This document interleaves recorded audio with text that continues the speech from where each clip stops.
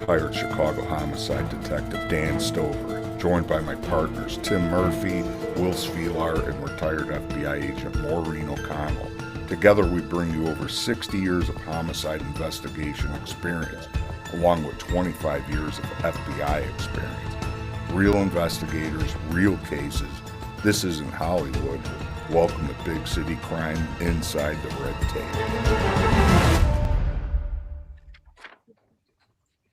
I'm retired Chicago. Sorry about that. Good evening, everyone. Welcome to Big City Crime Inside the Red Tape. We are so stoked tonight for this show. Where's Steve Kramer at? He Come back. He'll be back. He'll be back. Okay. I'm Dan Stover, joined by my partners Maureen O'Connell, Tim Murphy, and Will Svilar. With this fantastic show tonight, joining us are three true pioneers in investigative genetic genealogy: C.C. Moore, Steve Kramer, and Steve Bush. Their work has helped solve some of the nation's most challenging cold cases and has changed the way law enforcement uses DNA to identify victims and offenders. If you've ever wondered how this incredible technology works or how it could impact cases like the Nancy Guthrie case, you won't want to miss tonight's discussion. Let's get right to it. Please join me in welcoming C.C. Moore, Steve Kramer, and Steve Bush. Hey, thank you, guys. Hey, thanks for coming on, guys. We're so happy to have you. Big time appreciate it. Thanks for that. Yeah, again, from me, and I know I could speak on behalf of Tim, Maureen, and Will. We're truly honored to have you. I know when Kramer and Bush was with us last week, I said the same thing, and I'm going to reiterate it. And C.C. Moore, I mean, this is just awesome to have you on, to get your perspective on things and to see where things go. Cases like Nancy Guthrie, cases like John Benet Ramsey, just to name a couple, and not just those big high profile cases, but people all across our country, the south side of Chicago, people that their cases, their murder cases, never even picked up any traction in the news media. I know, speaking for Tim and Will, we've had so many murder cases it doesn't even make the news, and it's very sad, you know. And we're hoping by talking with you guys tonight, getting the word out there more and more to these different jurisdictions, these different departments on, hey, this technology is out there. We need you so badly to jump on this. And no matter what the costs are, what's the cost, you know, what's the price you put on a human life? And like I said, from the south side of Chicago to Hollywood, you know, what kind of price do you put on a human life? And I'm stoked. I can start with saying that I can only wish that. So 22 years in homicide I worked. My partner was Tim Murphy. Will Svilar did 26 years in homicide, was also retired as a commander, all Chicago Police Department. And I know Tim and I can say, I wish we had this when we were solving cases. When we worked cold case, we did cold cases for years as well during that 22 years. And it's like, I'd give anything to have had this technology then. And I'm sure it was probably out and around, but we didn't know anything about it. At least I didn't. Maybe Tim did, but I didn't know anything about it. And but for the families too, Dan, the families that have their missing children, parents, sisters, brothers, for them to have this just on, just available to them in any way, shape, or form is just a blessing. And it's a blessing we have to embrace, and we have to do what we can to support, and we have to do what we can to get the word out and to get funding for something like this for all these agencies, however that happens. And the FBI is there to help as a general rule. So, Dan, do we have that video we were going to start out with? Yes, let's roll that right now. And this will set the tone. Telling the family,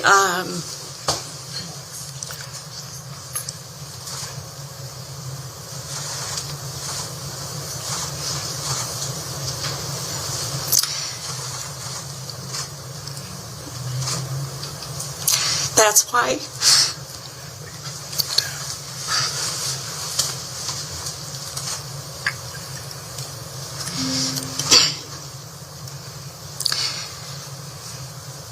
Being able to share that with the family is why we do this work.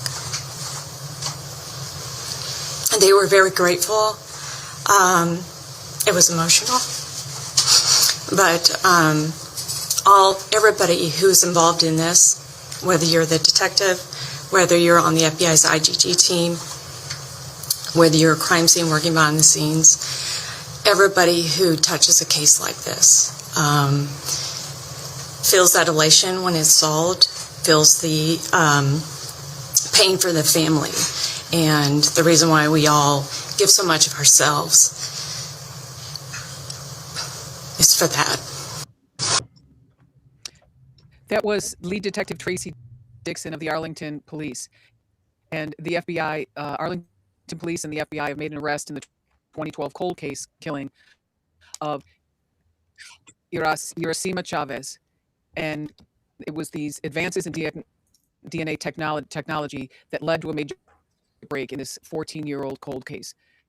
So this is, like she said, this is why these guys do what they do. Will, Tim, either of you want to comment on that? I couldn't have said it better myself.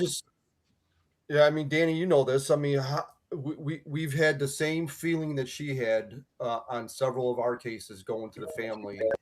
I mean, you got a grandmother and a mom that I mean, just embrace you, and it's very hard. It's right from the heart. I mean, it's you got to put yourself in that situation. It's very overwhelming. I mean, it really is. If you don't feel that, do something else for a living. Yeah. If you can divorce yourself from your emotions or for your empathy or however you want to put it, if you can completely be devoid of any emotion when you're dealing in a situation like this, you're doing the wrong job. You need to find something else to do. Yeah, I don't. Yeah, I know. So CC, Steve, or Steve. Oh. What do you guys think, Steve, and CC?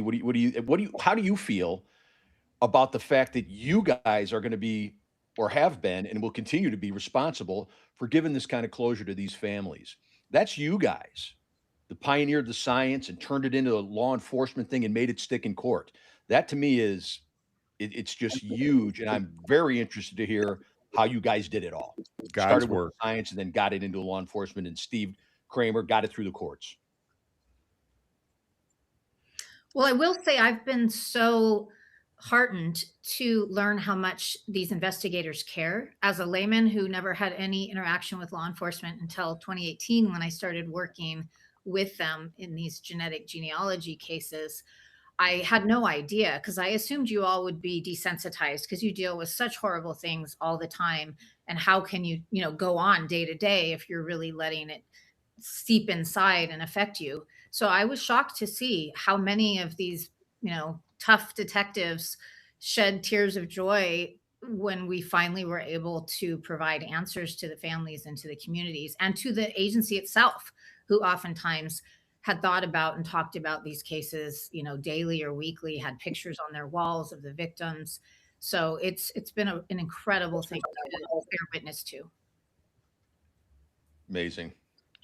Yeah, Cece, it's such a great point. And Will, to go back to what you said a second ago, like if you're not excited about this, then maybe you're in the wrong line of work. I can't tell you how many people came to us at the FBI after we saw these cases, and they said exactly this. This is why I took this job. This is why I put the badge on every day. This is why I train. This is why I do all the hard things, so that we can solve cases like this. And to your point, Cece, I mean, yeah, maybe some of us look like big tough guys, not me, but some of the other ones. But it's an emotional thing when these cases Oh, that have been cold for so many years are finally solved. you're a big tough guy, Bush. Come on. Pardon.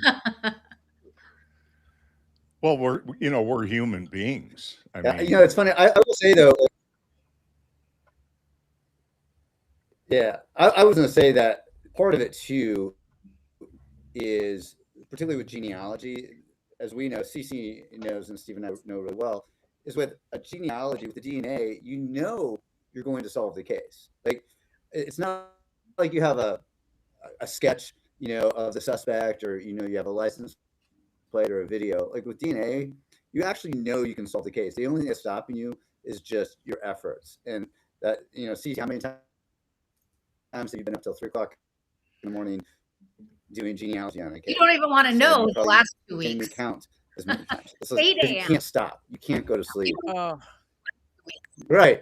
Like that's the thing. It's like and that's what I think a lot of even detectives don't realize is that, if you have DNA and you can get a profile uploaded to a database, like, you will solve the case. It's a matter of, putting in the effort. And that's where that emotion comes from too. Is like, you just don't. I always think about it. Like, this guy's been running the streets. He's murdered, a couple of people. I don't want to go to sleep until we can find him. And so that's part of it too, which makes it, such an amazing technique, but it invests you definitely emotionally. could we talk about the difference in the roles that you guys have? Because a number of our subscribers last time were wondering how Cece, what exactly your role is versus Steve Kramer versus Steve Bush. How, if you could explain that to our listeners, I think that would be very helpful and enlightening. Well, I was an early adopter who saw the potential of autosomal DNA at the very beginning. So I dropped everything else I was doing and volunteered for years to try to develop the techniques to move it forward and to grow our databases. So I ended up pioneering and developing the techniques for unknown parentage or adoptees, people of unknown paternity, etc.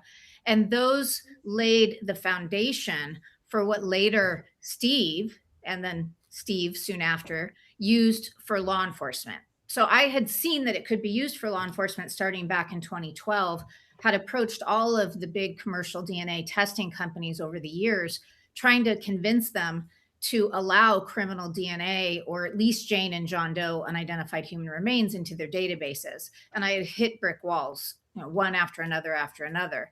And I spent years trying to figure out a responsible, ethical way to apply these techniques that I had developed for unknown parentage to identifying violent criminals and Jane and John Doe's. So I was always working towards that in many different ways that we don't have time to talk about today.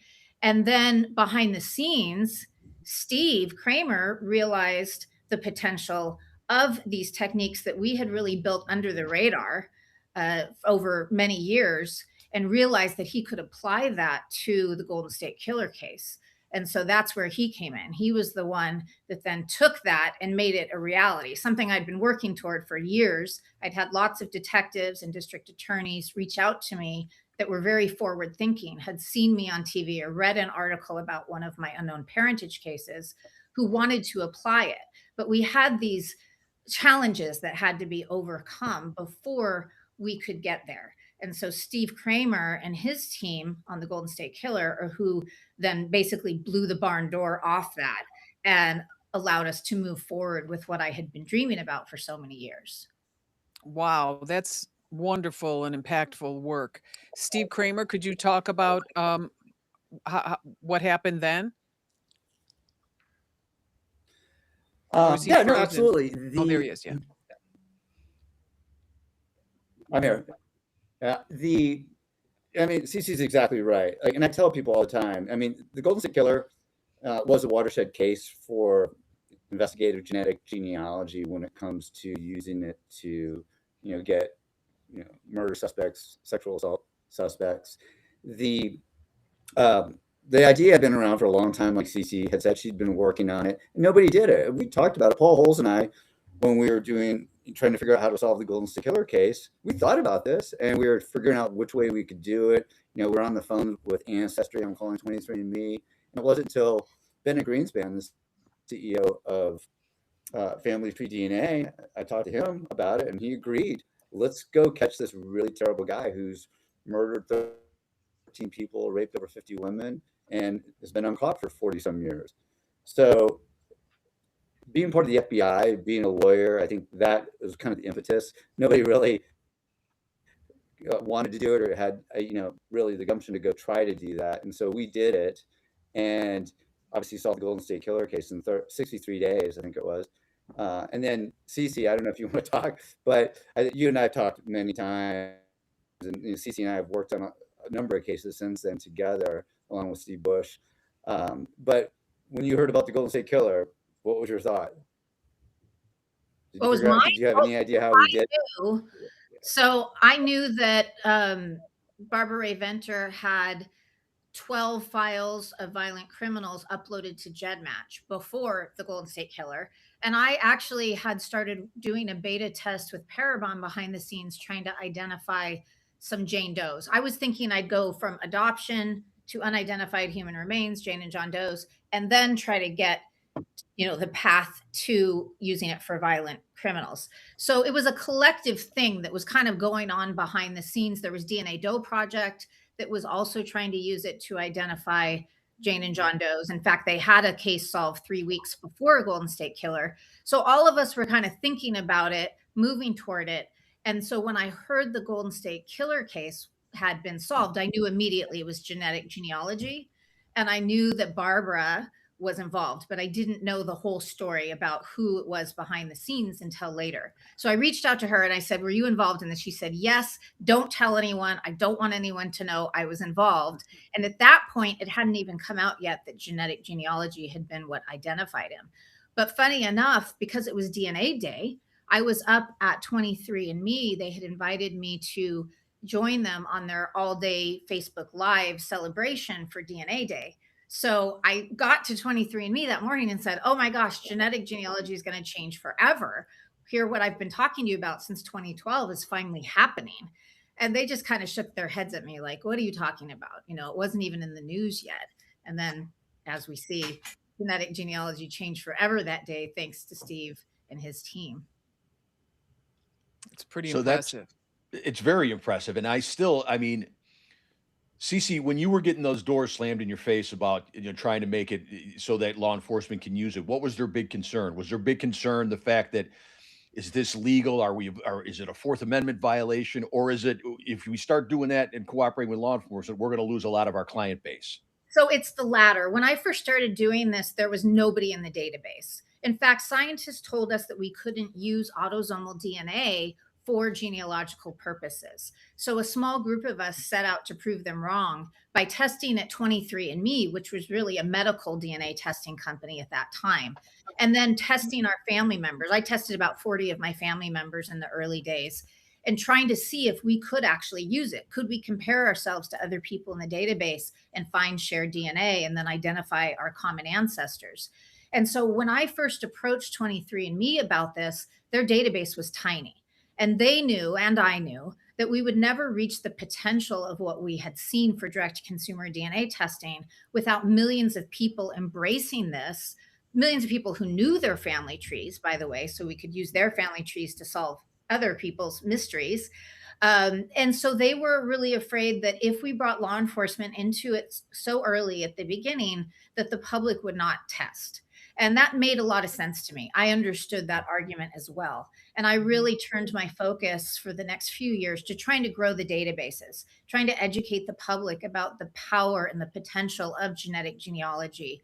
I was approaching a lot of journalists and media people behind the scenes, trying to get these human interest stories from DNA testing onto the air and into papers, so we could get, a lot of uptake. So it took years for us to get millions of people to take these tests and embrace that.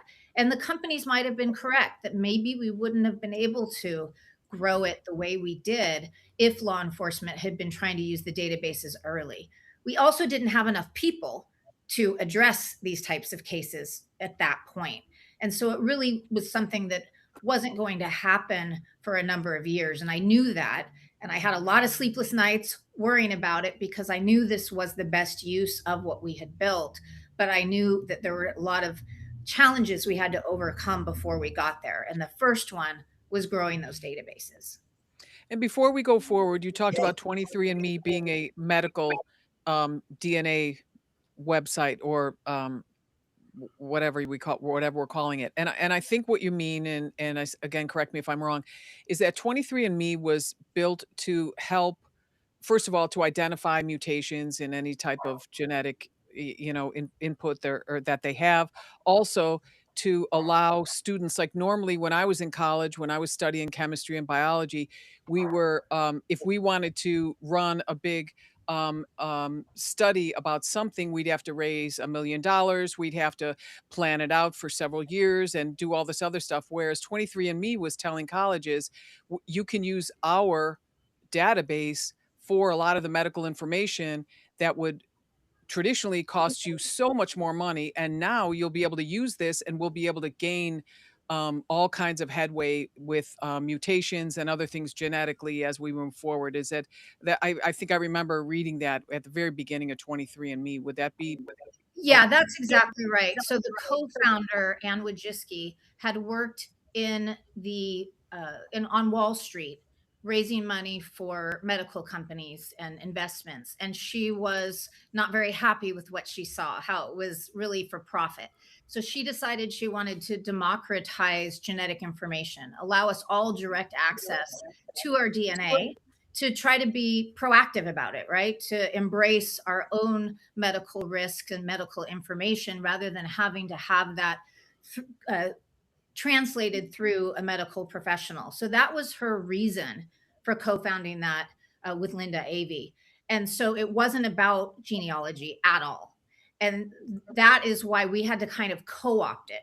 Those of us who saw the promise and didn't believe the scientists that it couldn't be done decided to just start using the database for that purpose. In the meantime, they had this amazing scientist there named Mike McPherson, who created the original relative finder. So again, it's one of these things, it's a collective thing. We were trying to do it. And then he, on the science side, said, wouldn't that be fun if everyone in the database could compare against each other to see if they share any long stretches of DNA? And so that played right into our hand and allowed us then to really maximize the potential of that beta tool that he had created. So he also deserves a lot of credit. He's an amazing person. He taught me so much in the early days about how it all worked behind the scenes, the science side of it. And he also helped to lay the foundation for where we are today. Wow. Hey, Cece and the two Steves, I have a question. Do you guys think that in the near future that the costs for participating in this will come down to the fact that, I mean, some of these departments will be able to afford this? Because I mean, let's face it, that's a huge obstacle in many of these departments from using this technology. I'll say it's sad that costs have gone up instead of down for a number of reasons. And I think the Steves can probably speak to that a little better than I can. Well, Tim, I think it's important to know and realize that law enforcement uses a lot of techniques to solve crimes. And guess what? Right. None of them are free. No, Right. exactly. All of them cost something. And it's funny because there are, and Cece, maybe you've heard this. I know Steve and I have heard this a lot, where detectives will tell me, oh, I'd rather do familial DNA because it's free. It's like, well, no, it's not free. Like, you still have to do, a geofence isn't free. Doing a neighborhood canvas, Tim, where you send 20 detectives out to go knock on doors, that's not free. No. Like, nothing's exactly. really free. So I think genealogy gets a little bit of a bad rap because it's kind of compared on, like, in a fishbowl by itself, instead of looking at it in context to all the other tools that law enforcement uses. And in the reality, and Cece and Steve and I have seen this in many cases, genealogy actually saves departments money because you're able to solve cases faster, and then they don't draw on and they don't become cold cases for 20, 30, 40 years. And it's kind of running in the background. That's a really great point, Steve. Steve, that's an exact point. That when you talked about, everybody thinks about all the extra money that's got to come in. We got to start being forward thinking when we're making our budgets. Now, when I was a detective, I didn't care what anything cost. I wanted what I wanted. But when I got kicked upstairs and I had to look at the bottom line, we just have to the money's there. You're 100% right. There's money there. We've got to allocate it properly. We got to stop wasting money on things that don't work. And you're absolutely right. We can fund this. We just got to be forward thinking totally as a department, especially the bean counters and the ones that are writing out the SOP, the standard operating procedures. Our money needs to go to something that actually works and not trying the same old garbage that, may work and may not. And be more judicious with the money you spend. Yeah. Will be getting back to being forward thinking. Danny, I don't know if you guys knew this.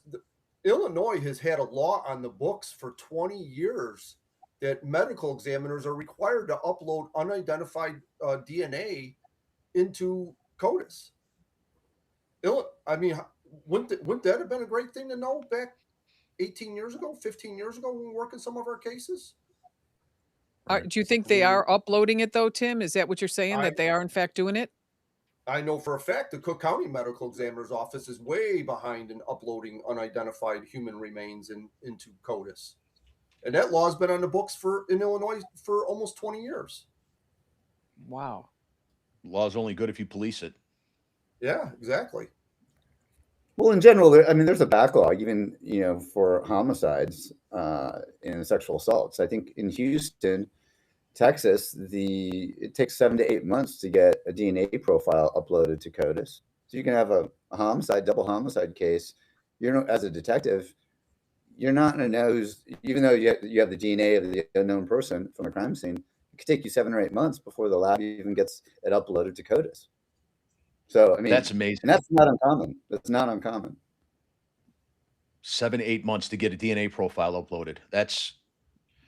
Think about the 7 to 8 months, right, on a homicide where you're doing all the other work, like Steve Bush talked about, all the other work that you're doing, again, incurring costs with overtime and everything else you're doing, and you still got to wait 7 or 8 months until you're ready to put forward a charge. Because you, as a prosecutor, Steve, you're going to want that information before you start putting charge on somebody and going to trial or moving to the next step. Clearly, or more importantly, you want to catch the guy too. I mean, there's been cases where people like that have gone out and murdered other. There's a lot of people that that continue to definition of serial killer. The DNA, we might have it may not be uploaded, but they're out there still committing crimes before we can track them down. Look at the guy in Long Island, right? Yeah, the Long Island. Back then that was pre. Some of it was at least pre-CODIS, but yeah, that's the whole point. But I think Steve brings up a good point. As a detective, you don't think about money. Maureen, how many trap and traces did you do as an FBI agent? You have a kidnapping. I mean, you did them left and right? Yep. Each one of those cost thousands of dollars, or did back in the day. It might be different today, but the FBI budget just for cell phones, like just tracking phones, doing trap and trace devices, GPS, tower downloads, is over $30 million a year just on phones. Well, wiretaps were between $30,000 and $35,000 for a 30-day period, and on that one case we did 33 back-to-back wiretaps. Right. Hey, Will, how many of you guys remember doing using your own credit card to get exigent circumstances on a cell phone? Mm-hmm. Yep, that's how it started. Right. And so, you talk about. Go ahead, Steve. I'm sorry. No. I mean, I was just saying, part of it is like you got to have a budget for it, and as we talked about, use what is most effective. I think if you look at, and this is all public information, there was a newspaper article about it on the quadruple homicide in Moscow, Idaho, where they apprehended this Brian Koberger, and they spent over $750,000 on that investigation, in a month and a half or so, and they spent $10,000 on genealogy, which took 10 days, essentially 10 to 14 days to solve that case. So think about that, $750,000, all that in different investigation, looking at phones, looking at video, everything else they're doing, going out doing surveillance interviews, and $10,000 solved it, within 2 weeks with genealogy. and got an incredibly violent criminal off the streets before he could hurt anyone else. Which is Right. so important. It's everything. It really is. It's everything to get the bad guy. You know, So what we're talking about today, what we touched on last time, is the importance of, or why don't, before I get there, Steve Kramer, Steve Bush, one of you guys, talk us through what this software can do, and does that augment what CC does? Is it separate? Does it run by itself? And how would a police department or federal, local, municipal law enforcement gain access to that? Here, I'll kick that off, Maureen. A couple things. You can imagine how frustrating it would be to be an accountant if you didn't have a calculator, or you didn't have Excel, or you didn't have QuickBooks. You'd be doing what CC and Steve and I have been doing for the last 15 years, which is you're doing long division basically. I mean, you have to do this process manually, and it's very doable for a human. It just takes a long time. And with the advent of AI, CC can attest to this. There's a lot of pattern recognition within genealogy, being able to look at people and infer how they're related to each other. So, I mean, in a nutshell, Maureen, what software does is it just makes it faster. It's a tool that makes an investigator more efficient. It's a tool that makes someone like CC, who's already incredibly gifted, it makes them better, just like it would an accountant if you had Excel versus using a pencil and a piece of paper. That's a great way to put it. Yeah. Steve? No, the same thing. It's the calculator is the best example, but I mean, more importantly, is we want to, obviously, I think all of us on this call, we want to do genetic genealogy on any case where we haven't identified the suspect and we have DNA. It's not hitting in CODIS, and we need to do genealogy. And we talked about money, and a part of that money, by the way, is the labor. And like CC it can take months, it can take years sometimes to do these cases, and it's thousands of hours. I think on the Golden State Killer, we estimated 6 people. It took 2,000 hours to solve that case. So there's a factor there. So that's where the software, just making it faster, not only makes it more efficient, but more importantly, is you don't have to be a CC Moore to solve these cases. A homicide detective. Hey, wait a minute, Steve. Hey, wait a minute. I was just going to say. Well, no, in the sense that, like, you don't have to be as good as CC Moore. There you go. To solve these cases. He's cutting you right out, CC. Yeah, exactly. We're not writing you off, CC. No. That's okay. If I could have some software that would help identify who the match is on GEDmatch, who has left no information and left just an alias, and can save me 10 hours of trying to figure out who that person is, I'm all for it. Exactly. Yeah. So that's, I mean, if we can put this technology in the hands of every detective, every homicide detective, every sex crimes detective, and it becomes easy, that's what we want to do. That's the goal, to make this a process that's used in every case where we have DNA and we have no hits in CODIS. To your inquiry, CC, about trying to find out who these unidentified people are that have no information on their profile, you would absolutely be able to do that, because like open source intelligence, they can take just an email address or whatever and really run it to ground. So AI is that on steroids. So that should be not a far reach for AI in this particular application. It should be really good. Yeah, and that's how we have to do it, is oftentimes all we have is that email address and the alias that someone chooses to use, or initials, or a code they use. And so we have to use tools that are available to the public to do reverse email lookups to Google. Right. And so we don't have access to the law enforcement resources to do that, which is where Indigo could really bridge that gap for us if we were able to use that as agents of law enforcement. Correct me if I'm wrong, Steve, but at this point, I think only law enforcement are allowed to use that because of contractual obligations. Yeah, part of it, CC, and Maureen, you can appreciate this. A lot of the data sources that we use are regulated. They're actually congressionally regulated. And, they're not laws that I made, but they're laws that, folks before us made, that said this type of data can't be used by someone that's not a law enforcement officer. And rightfully so. Yeah. So it does make it a little difficult, to to get that data into the hands of someone who's not with the police agency. Which is a good reason for genetic genealogists to go in-house, for every big 100%. agency and crime lab to hire genetic genealogists to be employees so they can access that and they can work collaboratively with those law enforcement officials. And to your point, Cece, about that, all you have is the email address and an alias.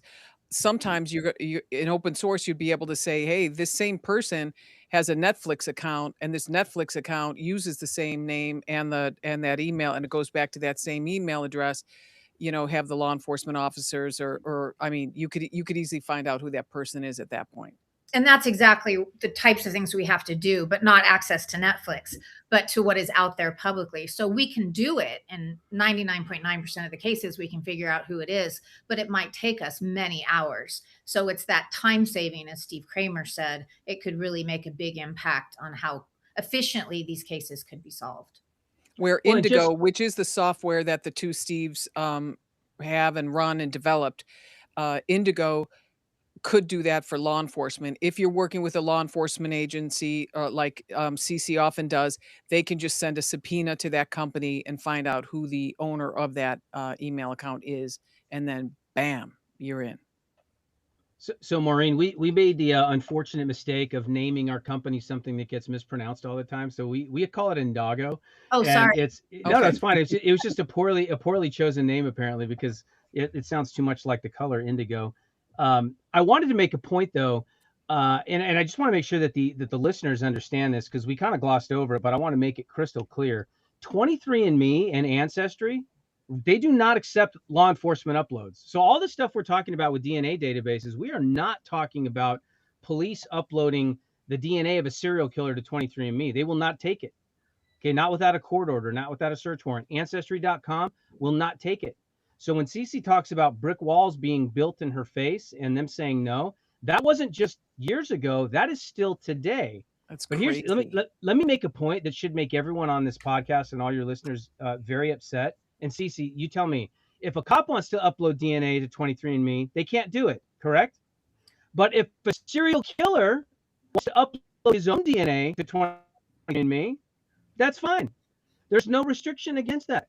So to me, the hypocrisy of that is insane. 23andMe can't prevent serial killers from uploading their DNA. They can do it all day long, but the cops can't do it. So to me, I don't understand why that makes sense. And that's what's frustrating. And that's what causes a lot of these problems that we're experiencing right now, is that the big databases won't participate. So there's over 55 million people who have taken direct consumer DNA tests, but we are limited to the 3 smallest databases, which only contain about 2 million profiles we can compare against. So a case might take us months or years, that if we could get it into those big databases, that might take us hours or days. Well, all right, I will say one thing on that. That's a choice that we're limited. We're not limited. The police are not limited. They choose to only use 2 of the databases. Is that because, Steve, do you think that's because of the additional paperwork that has to go into trying to use one of those databases? Correct. So the 2 databases, GEDmatch and Family Tree DNA, they charge a service. So law enforcement pays them, a fee, and allows them to upload the profile. The other databases, Ancestry, 23andMe, MyHeritage, you can't actually upload to it. And they don't offer it as a service to law enforcement, because just remember, if you have crime scene DNA, blood or saliva, semen, you can't really send that to Ancestry that wants a big vial of saliva. Like you're just not going to send a forensic sample in that way. So the way to get it into that database is through legal process, through a search warrant or a subpoena, per the terms of service of those companies. And law enforcement hasn't done that yet. So at least successfully, as far as I know. But as Maureen said, there's 55 million profiles, and currently law enforcement searches about 3 million profiles. Wow. So think about it this way. It's kind of like, hey, do you want to run, this number and see if it's subscribed to somebody at Verizon, T-Mobile, or all the big companies, or you just want to check if they're with Cricket Mobile? That's basically what we're doing. we're only checking that the one small service. So that, I mean, and that's just the reality. And I'm not saying anything that's not true. It's all factual. They can do it. All the big companies, say, they will disclose that data pursuant to a lawful order. Someone in the comments is saying the people in those databases have not given informed consent to be used for LE, which I agree with, but those companies could decide to do an opt-in, opt-out like GEDmatch has. They have the ability to make that decision, and most of the public wants that. So I was involved in a long-term study for public perceptions on investigative genetic genealogy through Baylor University. 91% of the public across socioeconomic lines, across population groups, supported the use of genetic genealogy to identify violent criminals and unidentified remains. And so really, I think it would be in the company's best interest to be proactive and create that informed consent, the ability for their customers to consent. Because people write to me every day who say, I wanted to help you solve these cases, so I tested at Ancestry. Well, they don't realize we don't have access. The majority of the population, even though, despite my best efforts, still thinks we're using Ancestry DNA and 23andMe. And they think if they're in there, law enforcement can access it. So a lot of people already think they've made that choice, but the companies are keeping them from being able to assist when they actually would like to do so. As someone who's followed your work since the very beginning, Cece, I've watched you, and I've watched all these comments, especially when it comes to Jane Doe and John Doe remains that are found and how badly everyone wants to solve those cases. I'm with you. I was always scratching my head, like who are the people that are not going along with this? It's such an altruistic goal, Steve Kramer, please weigh in. It's the human interest story. Everybody loves the human interest story until law enforcement's involved. Nobody wants to. It's like the police versus fire. Everybody loves the fireman. Nobody likes the policeman. Isn't that the truth? Steve has some of the best arguments I've ever heard for this. So let's let Steve Kramer talk. Yes. Well, I was going to say, first of all, you hit the nail on the head when it comes to what's the public perception of investigative genealogy is. When I talk to people and either they ask me what I do or they're familiar with it, they're like, oh, you're using Ancestry, you're using 23andMe to catch all these serial killers, right? I'm like, nope. We use something called GEDmatch or family tree DNA. Most people have not heard of. Everybody thinks these big companies are the ones participating. They're actually not. But you had said about informed consent, CC. The reality is, legally speaking, when you upload your DNA to 23andMe, to Ancestry, to MyHeritage, to any of these genealogy sites, and you want to see who you're related to, you sign a little waiver on there, and that waiver says, I agree to match with the millions of people in this database. I want them to see how much DNA we share. Now, nobody's exposing their genome. Nobody's sharing their genome. They're just, I want to know how much DNA I share with everybody else. That's it. I'm not going to see your DNA. We just share DNA, and how much DNA you share shows what kind of relative you are. Parents and children share half the DNA, 50%. So that's all it is. So everybody's agreed to do this. Okay. So there's nothing stopping law enforcement from doing the same thing. Your expectation of privacy is based upon, something that you try to keep private. Now, when you've exposed your DNA to millions of people, you have essentially waived your reasonable expectation of privacy. If CC Moore can look at it, then your neighbor can look at it, then law enforcement can look at it. You can't claim an expectation of privacy in that. And that's it. If you don't want law enforcement to see it, don't match with everybody. So I mean, that's the simple explanation. It's called the third party rule in constitutional law. But the point is, there doesn't have to be an opt-in or opt-out. You can simply get a subpoena, send to these companies, and legally, they should comply with it. You can do a search warrant if you want, even based on probable cause. Technically, probable cause isn't necessary if you don't have a reasonable expectation of privacy, but a court order would suffice to do that, and those companies would have to comply. So, well, hey, Steve. Yeah. No, can I interrupt you real quick, and I want to make a point. I want to double down on something that you just said. Steve talked about shared DNA. He said, you're not sharing your genome with people. You just want to see what percentage of DNA you share with everyone else, just so the listeners understand. That's a really important point. And the example that I always use to make it is this. I don't think any of us on this call would want our personal cell phone numbers on the front page of the New York Times. We all agree to that? Okay. Yeah. I'm getting nods of heads. Yeah, we agree.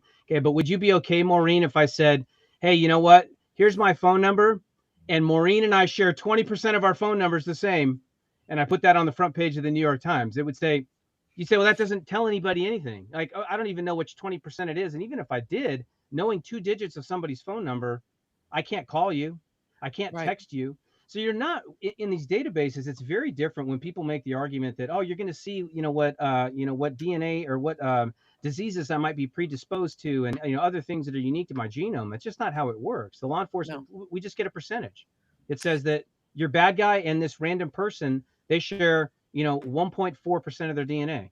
Okay, that gives me an idea of how closely or distantly they might be related. So I just wanted to make that point so the listeners understand what shared DNA actually means. And 23andMe won't even tell you what your mutations are without saying, hey, we have some information. It could be something that you might not want to hear. Should we tell it to you, or do you want to just keep all this private? And it prompts you every time something like that comes up. Yeah, it's really evolved over the years. It used to be much more wide open, much less hoops to jump through to get all of your information and what you could see about others. But over the years, 23andMe has really clamped down on privacy and tried to focus on that more. And so what you can see today is very different than what you could see in 2010 and 2011.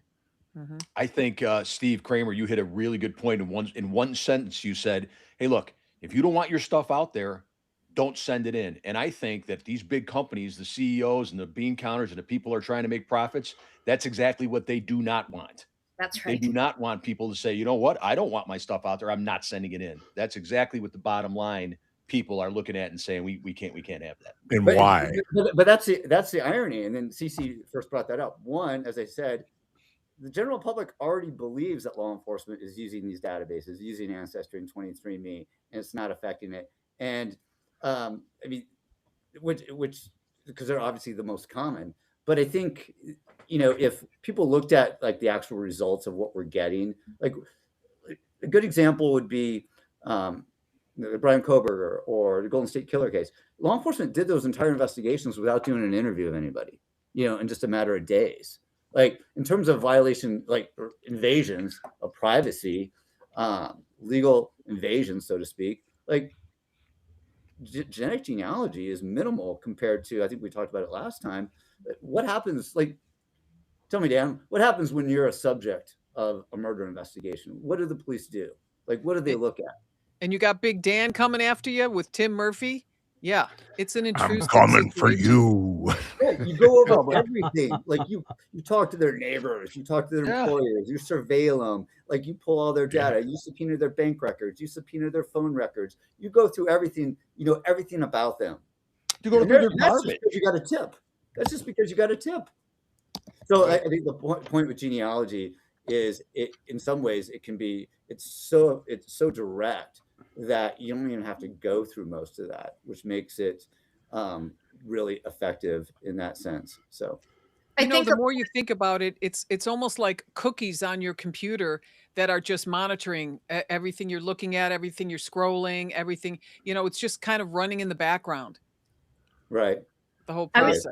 I'm going to make the point that what people really miss about the power of investigative genetic genealogy is that it can actually help keep the vast majority of the public from ever being under suspicion of a violent crime, because it's so efficient. So I can't always tell them exactly who it is when I'm doing the work, but I can say who it isn't. We can narrow it down to such a small number of people, and oftentimes just one family, one set of brothers or siblings. And so in the cases I've helped work that have been investigated for years, they've often looked at hundreds of persons of interest, sometimes collected dozens or even hundreds of DNA samples, and impacted these people's lives because they were under suspicion. And then when we've worked the case with IGG, we get it narrowed down to 1 or 2 or 4 people. And so we can help keep people from being wrongly investigated, having that negative impact on their life, and from being wrongly convicted. We're all worried about wrongful convictions. Well, if we can keep law enforcement's focus off the wrong people from the beginning, then we can for sure make it so less people are wrongly convicted. Yeah, and the last thing we as homicide guys would want to do is spend a lot of time on the wrong guy. I mean, that's just ridiculous. And the very last thing we would want to do is put the wrong guy in prison for I'd rather something. I'd rather a guilty guy goes free than lock up an innocent guy. There's no question about it. 100%, Yeah. 100% Will. And just to kind of reiterate this too, I think we talked about this last time.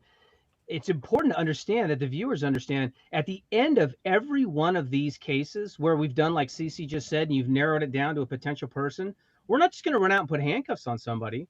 We're going to go find that person. We're going to take their DNA and we're going to compare it to the crime scene.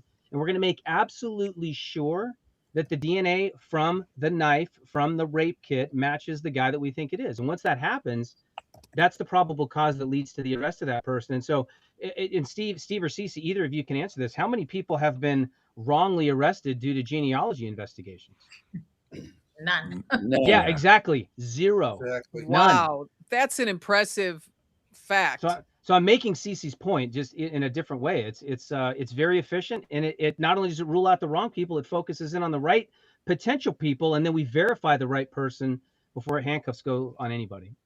War story alert. I got a quick one. Back in, I want to say 2002, we had a serial killer running around the South Side killing prostitutes, and the bodies were starting to pile up. And a couple of the scenes were mine, and they developed this serial killer task force. And this is when the buccal swabs were new. They got a shipment of buccal swabs in, and there were guys on this task force that were stopping everybody on the corner and swabbing people and making it part of the right. Everybody guy walking down the street on a street stop. Now you're not only getting patted down, you're getting swabbed. Get over here. And then you started worrying about the legalities of all that. And are you putting someone in who has nothing to do with the case? Are you putting them in a CODIS now? Or are you trying to do a direct comparison to some of the bodies? So it was the beginning stages of DNA. None of us really had a general idea of what the hell all of it meant. But it was, to speak to both of your points, CC and Steve, it was an incredible amount of work to try to figure out who was what. And it ended up getting solved by an informant who gave a name of a guy, and the guy's ended up being Andre Crawford. And I think he was responsible for 8 or 9 bodies. None of it came from this buccal swab. Nope. So DNA is fantastic, Steve, but you're right. You got to put a whole investigation together for that. Well, it's funny, Will. I mean, effectively, that's what genetic genealogy is. It's an informant, right? It's an outside objective source that comes down and says, and Cece's done this as much as anybody, hey, it might be one of these 2 guys. And you go, oh, it's funny, that one guy, he looks exactly like the sketch, and he lives right down the street from where the crimes happen, and he looks like what the victim said he was supposed to look like. Maybe we should go take his DNA and see if he's the guy. And then when that DNA matches, you're done. That's exactly how that serial killer case got solved on the South Side, Steve. Exactly. One surviving victim said, I think it's this guy. He works here. They got him. They did a direct comparison, and that's how it got solved. You're absolutely right. You still got to be a little bit of a gumshoe to solve these cases. Absolutely. That's what I know. I'm going to talk about it again. We've talked about it before, that just because you get a DNA hit does not mean you're going to get that case charged. You have to build the case around it. So in this case, with what y'all are providing for us, or for detectives that are currently working, they're able to take your pointing them in the right direction. But they've still got to get out there and talk to people. They got to build the case. They got to do search warrants. They have to go across the list to put it together before presenting it to the state's attorney's office for appropriate charging. And everyone on this panel is aware of this, but for the audience here, I think it's super important for us to emphasize that sometimes when we identify the source of that DNA sample, it doesn't end up being the suspect.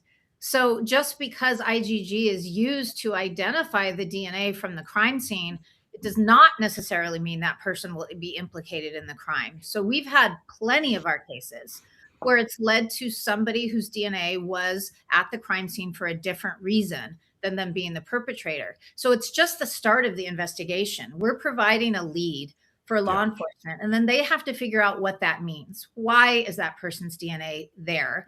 And so no one's running out and arresting someone based on the genetic genealogy work. Yep, very well explained, CC. Very well explained. Yeah, Definitely. it can be exculpatory as well as it's inculpatory. I mean, DNA can, like you said, CC, it's either rules you out or it rules you. It doesn't necessarily always rule you in, but it can absolutely rule you out. Yep. A quick question here. This is for Magnolia Rose, and she is asking this. She's asking the Steves if she's able to, if they're able to sponsor a cold case. Let's take that, Kramer. Sounds like a great idea. Look, I mean, we're happy to look at any cold case, like whether, and we have obviously law enforcement agencies that come to us, as well as the Innocence Project, things like that, where people are in prison already. And we have other people too, where their case hasn't been solved and they want us to help. We can help as long as you can get the DNA. And if there is DNA, we're happy to, talk to the police agency, explain it. And that's actually happened where, people have reached out and we've had a good relationship, with the investigating agency, and that agency wasn't aware of genetic genealogy and they want to go try it. So that's something we could do. So I think what this person was saying is could they contact you guys and say, hey, listen, I don't know what it cost, but I want to make a donation, or I want you to, here's some money, put it towards a cold case. Is that something you guys could do? Like from someone, like not from law enforcement, just from a concerned citizen who may want to help contribute. Is that something Like you guys a can do? GoFundMe or something. Yeah, no, absolutely. Like something like that. Yeah, we have cases like that. Like if they see a particular case or they just want to fund a case that we're working on, absolutely. And that can make those cases go much faster too, or get the attention they need, because there's only so much that Steve and I can do together. So yeah, absolutely. Can I ask you guys a little bit of nuts and bolts for the listeners on some of these cases? I know we touched on Nancy Guthrie's case and the rootless hair last week with the two Steves, but something that's kind of driving me crazy is on the JonBenet Ramsey case. There are two, from what they say, profiles. They didn't actually use the word profile, but they said the DNA in JonBenet's panties and on the ligature does not match either of the Ramseys. What could be done with that at this point? So let's say they say that it's, well, the DNA is pretty dried up now. It's, it's an old case. What could be done? Just to explain to the listeners. Anyone want to take that? Steve, well, you have to make sure you have, Kramer's you have to make sure you have some DNA, right, left over, that they didn't consume all of it, right? Exactly. Yeah. Well, I mean, I will say that on that particular case, and I've colleagues and myself, have tried to work on that. I think this is the best way to put it. You have to have DNA, and the question is there usable DNA? And this is mostly just public information. And by the way, you can Google, and I found it. You can find the DNA report online from that case. And I'm assuming it's the right case if it's not fake, but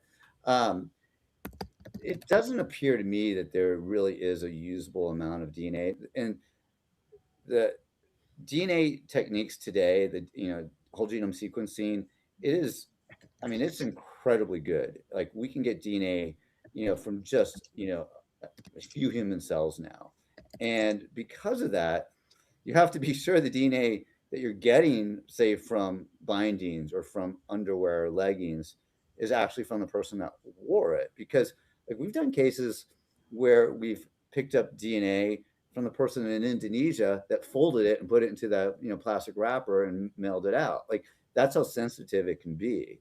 So you have to consider that DNA. Is it actually DNA that from somebody that was in the house, or was that just DNA that was on those leggings or on that ligature from another event long before that.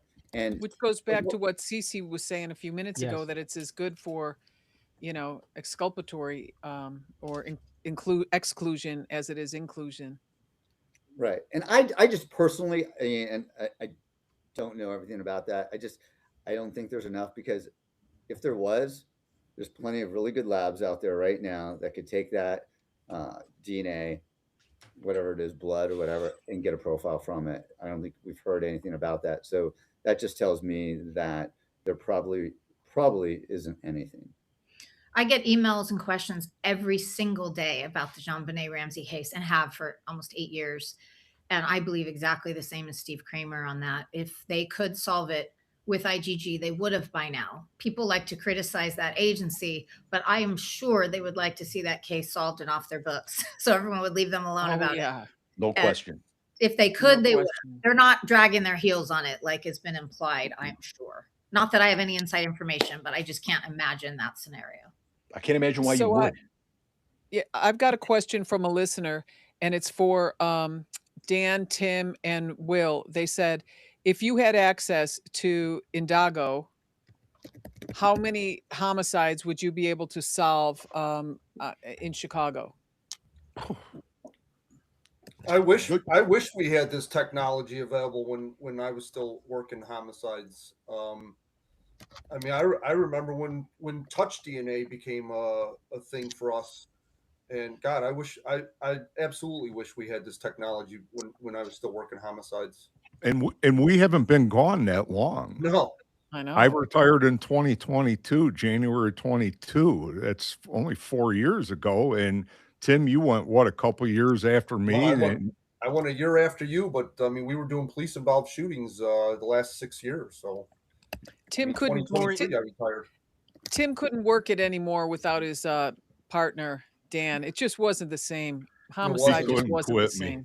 same. So that Hey, Maureen, can I make a point real quick on that question? How many cases could they have solved?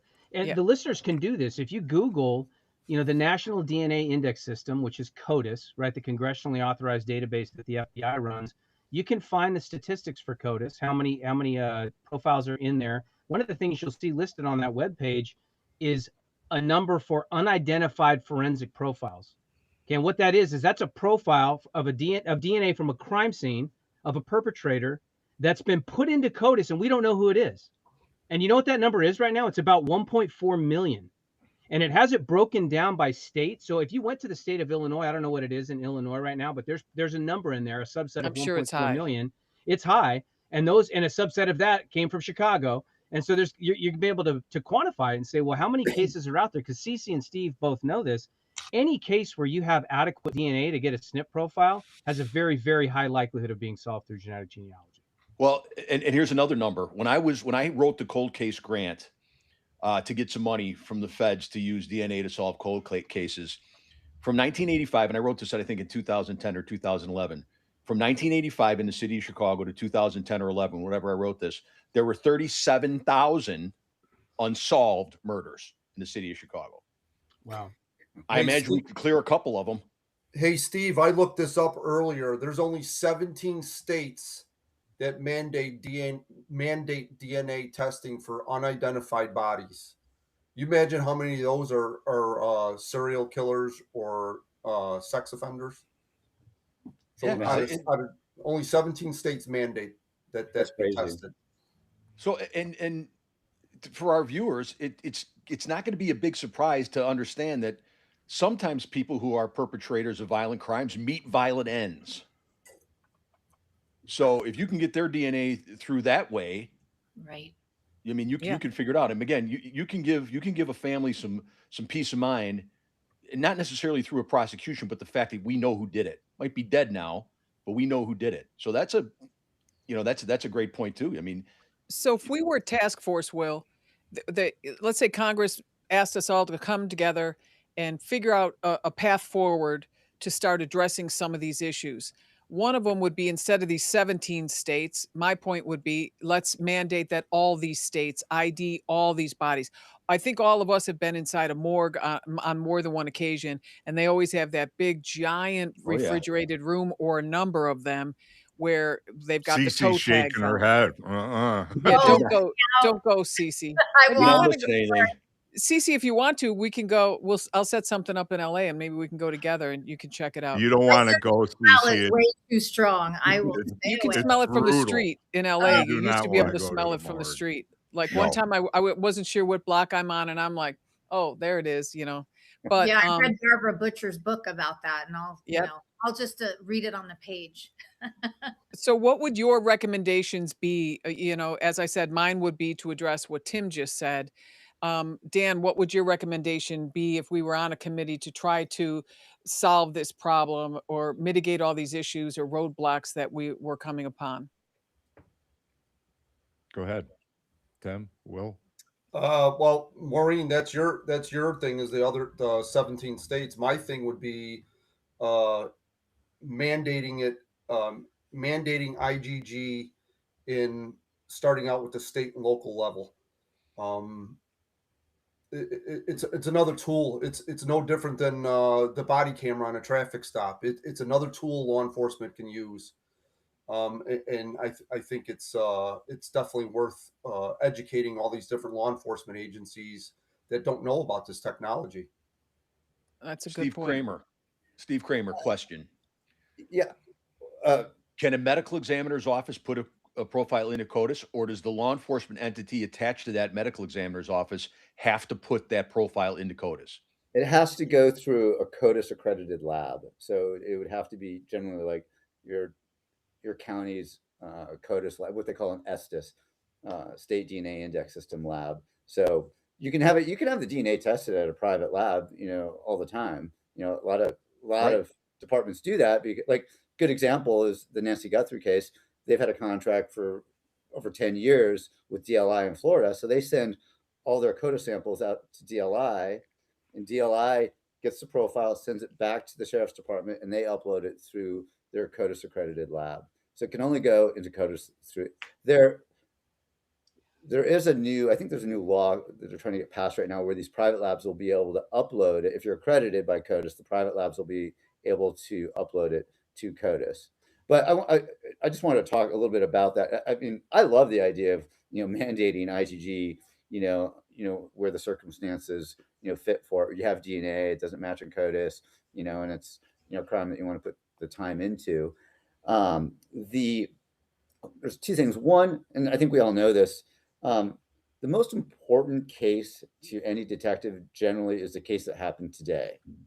The case that happened last week generally doesn't seem to get the same attention. It's just cops are really busy, and like it builds up, and it's hard. Like, once a couple weeks have gone by, like you're on to the next homicide scene. Like, Dan, and well, I'm sure you guys know that. Like you're really busy, and it's hard to stay on top of that. And I see that a lot. Detectives just don't have the time, or to want to learn about genealogy or go work with their crime lab to get the profile and get it off to a private lab. It takes time to do. I see that a lot. And then the other thing, it seems incredible to me, but believe it or not, IgG is not that like well known or that common of a thought among law enforcement. Steve and I do a lot of conferences. I'd be curious, CC2, on your opinion, and there'll be a couple hundred cops in the audience, and like, how many are familiar with investigative genetic genealogy? And generally, less than a third of the cops raise their hand. I'm just surprised that, being in law enforcement, everyone doesn't know about that. So I find that Wow. kind of interesting. So, I mean, that's why we do lots of preaching, and, we do, broadcasts like this, and like, we want, people to know about it, not just the general public, but, detectives, so they will use it.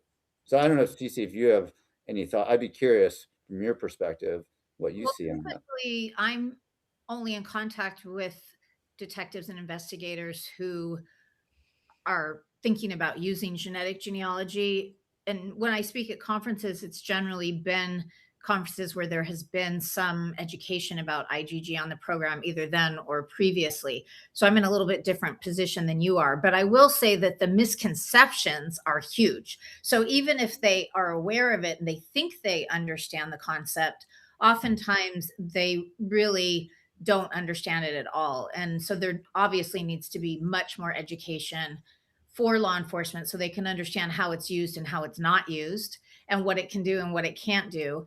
And I see a lot of law enforcement enthusiasm about it, but they're not getting the type of education and training that they need to really be able to effectively apply it to their cases.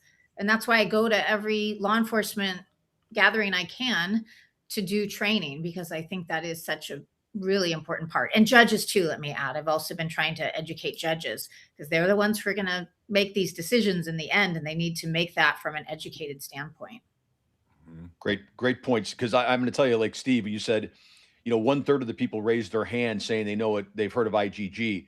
I wonder how many, if you said, okay, what is it, would say, I don't know. I've heard of it. I don't know what it is. Because that's where And I I would have think been. one of the greatest misconceptions is people think that the DNA profile that's uploaded to CODIS can just be bumped right over to IgG, and you have to Right. get a SNP for IgG, which is a different Right. animal. Yeah. Before we move on, let's get back to the question. So, Cece, if you were on this task force with us, which would be great, what would your recommendation be to try to address all these different roadblocks and questions and problems that we've been bringing up on this podcast? I mean, I think it's such a huge question, but so much comes down to funding and money in the end. So having federal funding, having it in the budget, and we've proven how valuable IgG is and how much it can save in taxpayer money and include and improve public safety, I should say. So I think the last 8 years, our track record has shown that to the degree that the federal government should step in and carve out a small piece of the budget that can go, I mean, relatively small, large for us, that can go to this work. So all these agencies aren't scrambling trying to find the money. When we first started working with them, we tried to start a platform where people could donate. We could help fund these cases. And so many of the agencies weren't allowed to accept that money because it looked like they would be positively biased towards one case versus another. That has been overcome to a certain degree, but we shouldn't even be in that position. The public is already paying taxes. Their taxpayer money should go towards these cases. They shouldn't have to contribute to a GoFundMe to help pay for them. And Right. agencies shouldn't be scrambling budgets around that don't have an IgG, allocation in them to pay for these cases in this very, very efficient uh, technique that can be used. I mean, really, we can save so much in taxpayer money and public resources and help agencies have much more efficient investigations by implementing this and not waiting to implement it till it's a cold case, but doing it at the beginning, like we saw in the Koberger case, for instance. Mm-hmm. And like I hope they've tried to do in the Guthrie case, of course. It's not always going to be the end all be all. It's not always going to be the answer, but a large percentage of time it is. So just putting more money into funding it, including education for law enforcement, including hiring in-house investigative genetic genealogists, could go a really long way to taking care of some of these problems. There's going to be others. Another concern is that it is entirely reliant on these for-profit private databases, GEDmatch and Family Tree DNA, that have agreed to work with law enforcement. And they could easily change their minds, decide to bar law enforcement or try to. They could be sold. They could be taken proprietary, where only one for-profit company would have access to those.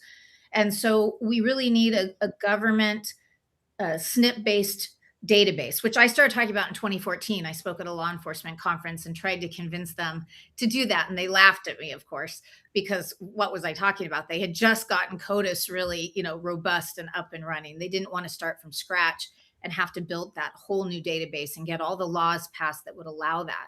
But ultimately, I think it's a great idea. I mean, have to we evolve. upload still privacy issues then, right? I right. mean, not like the ones we get the DNA and upload it into CODIS, get a SNP profile and upload that. I mean, I think the Bureau should take the lead on this.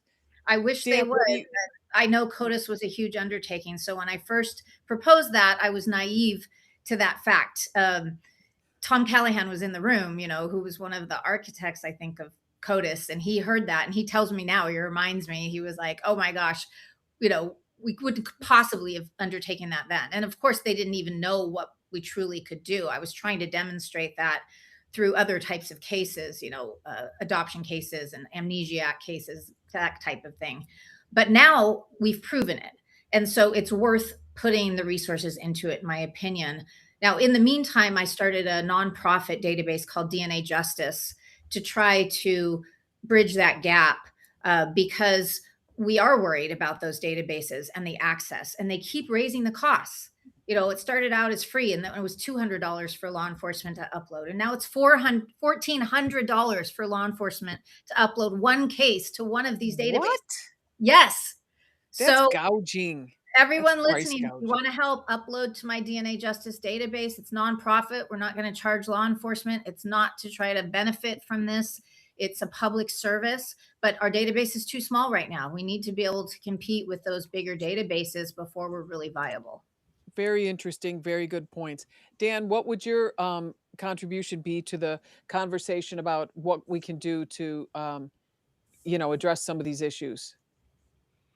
I'd approach it through Congress. I mean, Simply put, I would go and ask our government. I said this before, and some people got upset. I'm not trying to interject politics. All I'm saying is that the current administration appears that they want to do right for justice. That's all I'm saying. So with that in mind, why not approach? Okay. Start it out. Go through your local, go through your senator and say, hey, what about doing this? I don't know what would be wrong with doing that. Let's try to do it. well, Will? like Cece, like you were talking about, let's start using our money better. Let's Yes. start using our money better. And someone who was up in the command staff of the police department, who looked at the budget and the line item budgets and looked at the things that the detective division had to spend, you got to run it through. You got to start out grassroots. You got to start out with your mayor. You got to start out with your city council. When you're asking for a budget, in your budget, you have to argue, we need this amount of our budget to go towards this IGG. And you have to start that way. And then now you start looking for grant money. Now you start writing the government, and then you start writing for grants and things like that. Steve Kramer, how much money did it cost to solve the Golden State murders as far as the genealogy went? Excluding the labor cost of the 2,000 hours, it was $217. That's Did you hear that? Yeah. Did you hear that, people? $217. But he was excluding the 2,000 hours. So we'd have which- to add that back in somehow. And back then it was free to upload to the databases. So you have to have It was I paid $39 to upload it, and it was free for GEDmatch at the time. So I one suggestion that covers everything that everybody said is you mandate that you have an SOP. You have standard operating protocols on your cases. When we have a sexual assault, we have a homicide, you put an SOP in that says, look, because you already have an SOP for CODIS, right? We got Right. DNA, Yes. we do a sexual assault kit, you tag your SOP right onto that. If there's no hit in CODIS, which hopefully it's not 7 months, you automatically go and do genealogy with the remaining DNA. You do get a SNP profile and get it uploaded. And if you have an SOP and you're trained, new detectives come in and they learn this is a protocol, and now you have to have a budget for it, and having a line item budget, budget for genealogy is important, because I think grants are great, but grants are year to year a lot of times. And you want to have, a detective, an analyst, or somebody that's actually working, full or part-time, but their job includes genealogy. Their salary is part of their department's budget. It doesn't depend on a grant that may or may not be here next year. Because we've had plenty, and Cece, you probably know this too. We've done a lot of cases where you get a really good detective who wants to solve this big case. We do genealogy with them and they solve it. They're the big hero. They win, detective of the year, whatever it is. The guy goes to prison, the serial killer. It's great. And that guy gets promoted. I've heard this easily a dozen times.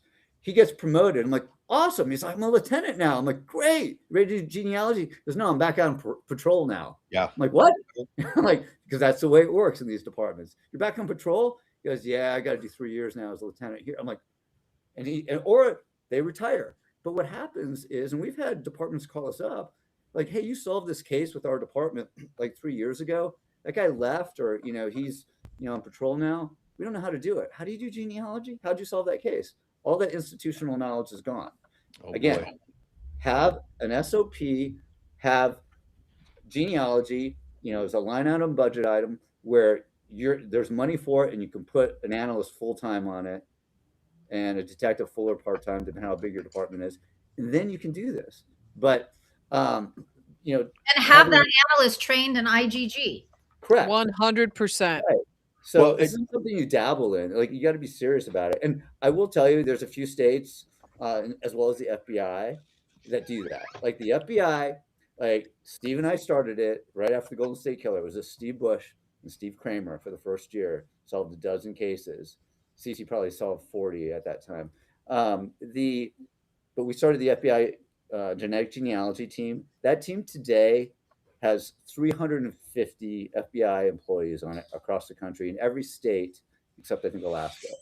And they solved that case. We showed that video of at the beginning of the show. That's why we did it. It was an FBI case. It was an FBI genealogy team that you guys helped create. Yeah, and I will say, like you talked about, down congressional stuff. I remember when Kash Patel was going through his confirmation hearings.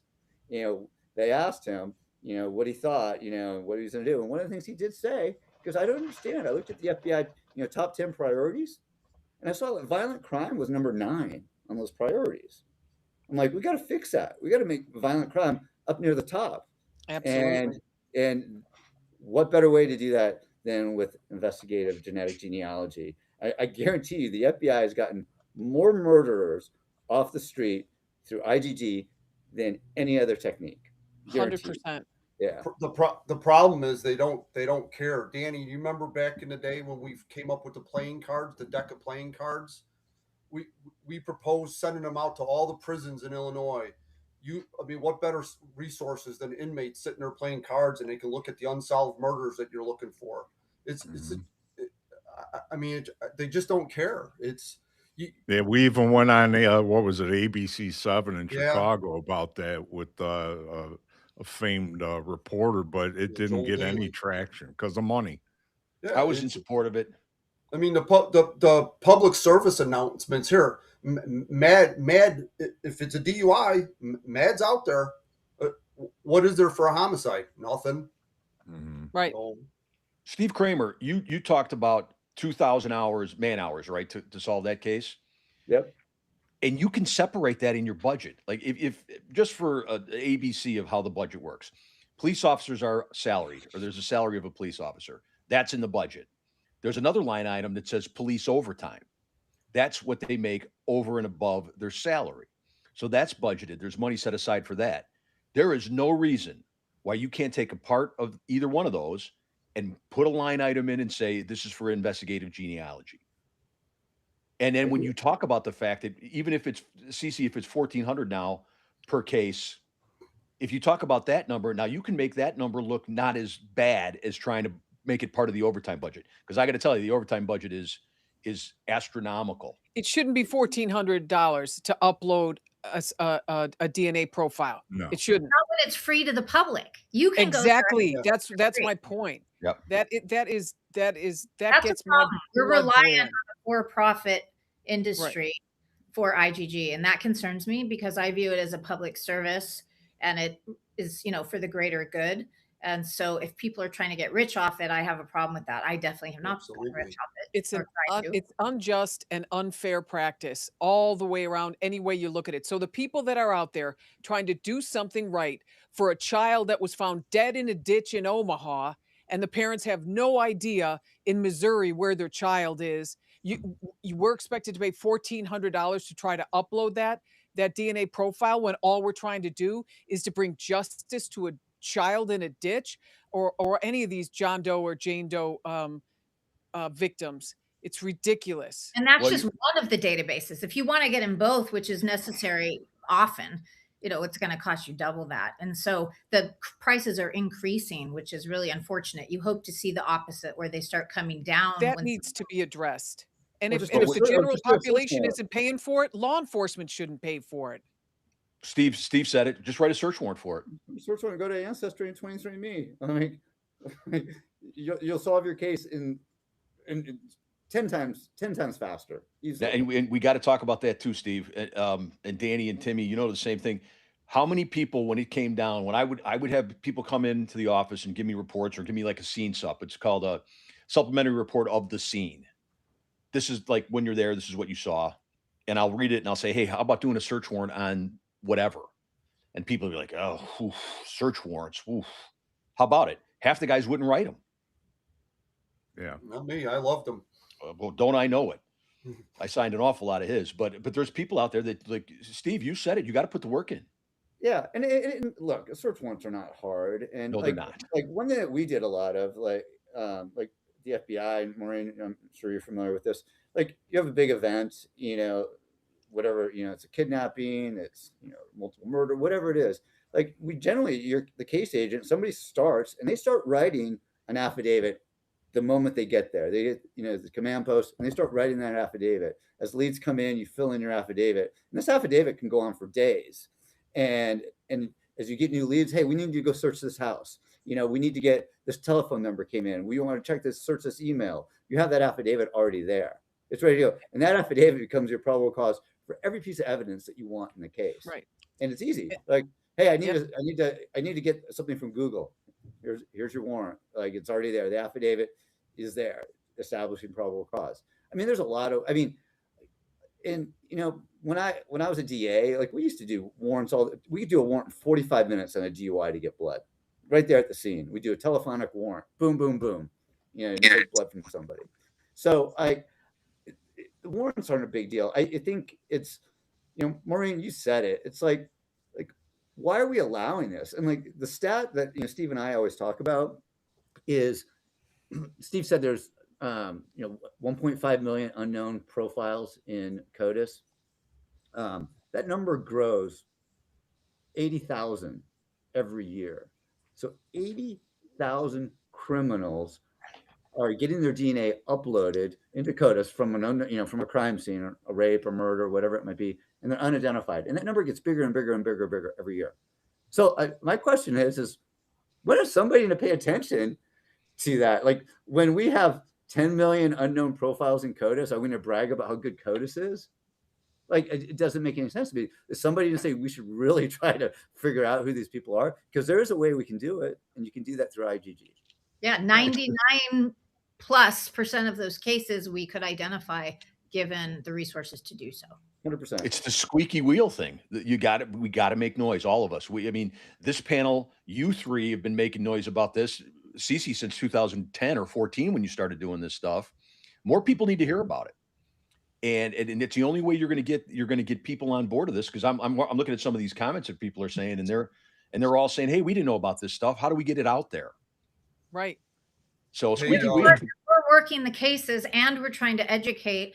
And in my case, I'm trying to do media to educate the public, but then I'm up all night working cases too. So it's difficult to cover all only the one bases. person. Yeah, and we try, but we can only do so much. So we need help. So your listeners, please go out there and educate, spread the word, upload your database, do everything you can to help support us, please. I will say there's this one department that did a really good job, I thought, with this. There's a lot of departments, like the state of Wisconsin does a great job, obviously the FBI, but the Texas Rangers, who Steve and I have worked with quite a bit.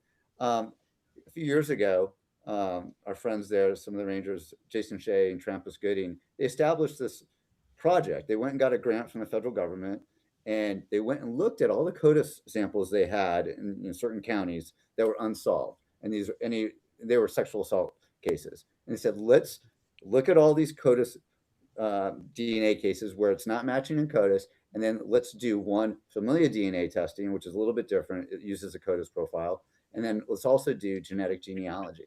And so they went through and they cleared all these cases, either through familial testing or through genetic genealogy. And then they did a cost benefit. And, the genetic genealogy one was much, much, much more effective. Because the CODIS is only about, 33, 34%, effective in terms of what the hits on it. And then they did the genealogy, and the cost in the genealogy, when you factor in, there's still cost in familial testing as well.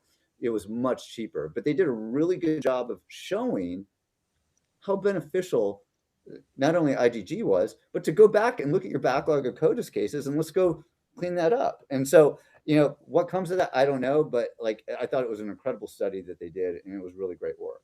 Trampus Well, is we're gonna work on that, and I Yeah. love the Texas Rangers too. We took out. You guys are incredibly, busy, and Cece, especially you. You got a million things going. You guys got time if we fire a couple questions from the gallery? So we. I've been can trying go to ahead answer here. some in the chat, so sorry if I was typing too loud for some people, but I was Oh, just no. hoping to get some answered. So I'm going to fire one out here for you guys. And this Can and I this is a can I question- ask one real quick? I'll raise my Go ahead, hand. Danny. Go ahead, Danny. And this would be probably directed at both Steves, I think. Answer if you can't answer it, just don't. But has Pima County requested help with your services? If Pima you can't County, answer, don't. Pima County has not reached out to us. Ooh, Okay. Ooh, Okay. I just read something there. I like the way Yeah. that was answered. Yes. All right, do you okay. work with the FBI very often, Steve? Mm-hmm. Here's one. Okay. He's a crafty little bugger. And unless you want to elaborate, we'll leave it right there, Steve. Yeah, I think we talked about it enough the last time. So Yeah. we're Yeah. good. All right, Talk, question. yeah. Okay. And it's an interesting question from @Diva. Do you think allowing LE to access the databases would lead the way for insurance companies to ask for access so they can exclude people with genetic disease? Not Well, if they you have already a law want like that. California. I mean, California has a law that bars insurance companies from using genetic information to discriminate. So we need a federal law. There's Yeah. a federal law called GINA that does something very similar to that. I don't think so because law enforcement has access to a lot of different things that private industry like insurance companies do not. So, just through the power of warrants and court orders, law enforcement's allowed to get access to those type of things that just the private sector won't get access to. Okay. Well, but it's also the short answer is no. Yeah, it's also important to note that the information that they get, you can't determine. You wouldn't be able to determine anything to discriminate against somebody for anyway. Yeah. Like for example, if you put a profile in and you're like, oh, this guy shares 10% of DNA with the profile that I put in. So what? That doesn't mean he's predisposed to sickle cell anemia. I mean, if you saw my picture, you'd say, yeah, he's male pattern baldness is setting in, right? But you're not going to get that from my genome. You have to get it by looking at my Instagram. Right, but if Or somebody your hairline. but if they have access to the underlying data, which I think is what people's concern is, we don't have access to that. But if insurance companies could access that and you had like a APOE for the double Alzheimer gene, then they could potentially use that against you. So there is some, Or you've got the BRCA gene, so you Yeah, have a right. 67% So, I mean, it could higher rate.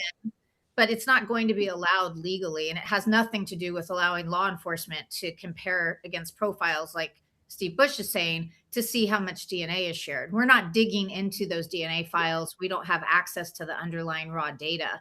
So just allowing us to compare is not the same thing as allowing a insurance company to dig into that data, the actual raw data file and your data. And we, quite Yeah, frankly, we and don't want let's be access clear. to that Yeah, data. and exactly. I mean, they're not sharing any actual genetic data, the genome, at all. And remember, everyone's already put your DNA in there. If an insurance company wanted to, upload an agent wanted to upload his, DNA to, Ancestry and see everybody you match, and then look at the customer list and see if any of those people, belong, were insured by his company, he's not going to learn anything. Like I just think it's more worried about Big Brother and what. Oh my God, you got access to our information. It's not going to be relevant. Let me ask. Hold on, Tim. Let me ask you a question. Okay, and would you be more concerned about leaving your fork at a restaurant after you left with your saliva and DNA on it for law enforcement to pick up, or the waiter to pick up, or would you leave your tax returns for the last 5 years at the restaurant and walk away? Which one would you be more concerned about? I'd be more concerned about my tax returns. Exactly. And the government already has them. Are you worried? Exactly. Okay. So, I mean, you just make everything a little bit relative there. So, That's a Yeah, good it's point. just it's That people doom and gloom. I was going to make too is if someone wants your DNA, they can get it. We leave Exactly. DNA everywhere we go. If the government wants it, if some, insurance company that's breaking the law wants it, they will follow you and pick up your fork, like Steve said, or Hackers. Exactly. hair, so Cigarette butts. they don't need to I've go done through it. the DNA testing companies to get it. They go swab your car door as you're getting into your car. I mean, it's yeah. Exactly. Well, there you go, Diva. They're much more protective of their social security number than their DNA. right. All right, that's from Diva. Diva, that was a very, these people are the ones you want to ask. That's a great answer from everybody. And who's next? Well, between you, Maureen, and Tim, you guys can ask the questions. How's that sound? Well, I have a question for the panel. So let's say that the Nancy Guthrie case gets solved, and let's say it gets solved by IGG. Do you think that Savannah would be a good spokesperson to have on a panel to push the forward-facing public service announcements for IGG? Yes. Even if it doesn't get solved by IGG, just the potential that it could have been. She would still be a great spokesperson as someone who suffered as a victim. I agree. No, absolutely. It's a terrible case, and hopefully it does get solved, and it'd be a bonus to all of us on this call if IGG was a reason for it. But yeah, I think it should be great. Well, yeah, definitely. I think we have asked each other a lot of these questions already, sure but did. yeah, we've we love all you guys in the comments and thank you for your questions, but I think we're all on the same page with a lot of these. So what we'll I have do a question for the Steves. Has there been any court jurisdiction that's challenged the SNP profiles? There has there's been several cases, as you can imagine, when people are, looking at the death penalty and, looking at life in prison, that, Right. defense attorneys file a motion. And yeah, there's been a number of cases. And in every single case that I'm aware of, the court's always ruled on behalf of law enforcement and ruled on behalf of IGG. And in fact, there's been a few published, opinions too, where they've actually said, one, you don't have, you as the defendant do not have the standing to challenge another person's Fourth Amendment rights, somebody who's in the database. And other decisions have talked about how all those people do not have an expectation of privacy anyway, because they've agreed to share with everybody. So there's been some, good case law in that, but I'm unaware of any case where they've had a bad ruling as far as IGG or law enforcement use of IGG.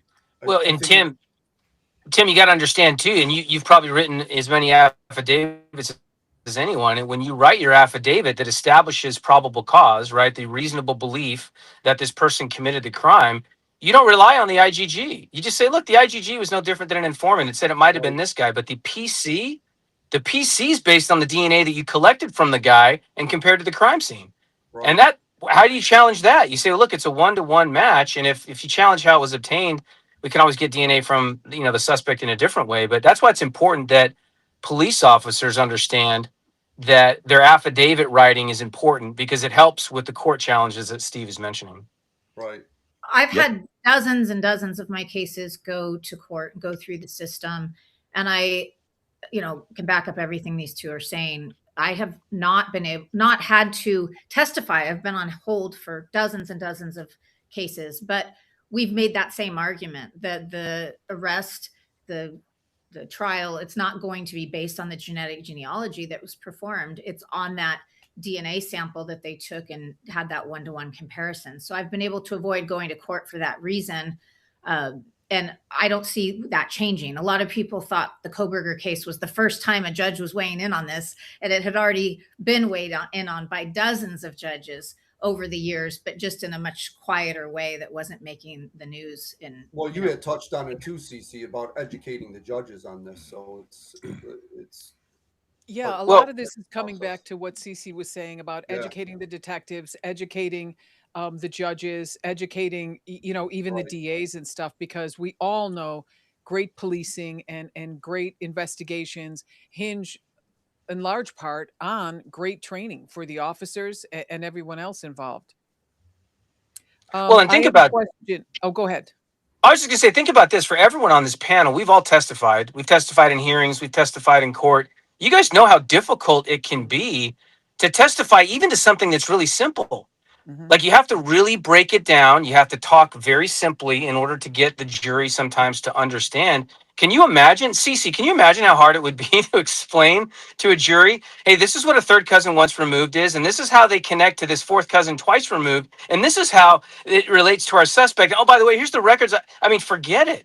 Like, Right. they're lost at 4C1R. They don't even understand what that means. And so it's a lot easier to just say, yeah, the DNA from the bad guy, yeah, that guy right there in the box, yeah, it matches the DNA from the crime scene. That's the easiest way to explain it. Yeah. And And, then they throw out the let number. me just jump on that.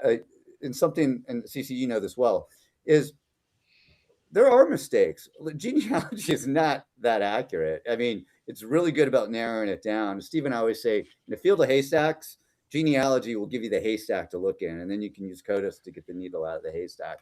But like when you do genealogy, sometimes you don't know. You know, a child may not be the child of that particular father. You know, somebody might have been adopted. You never know. There's mistakes in it.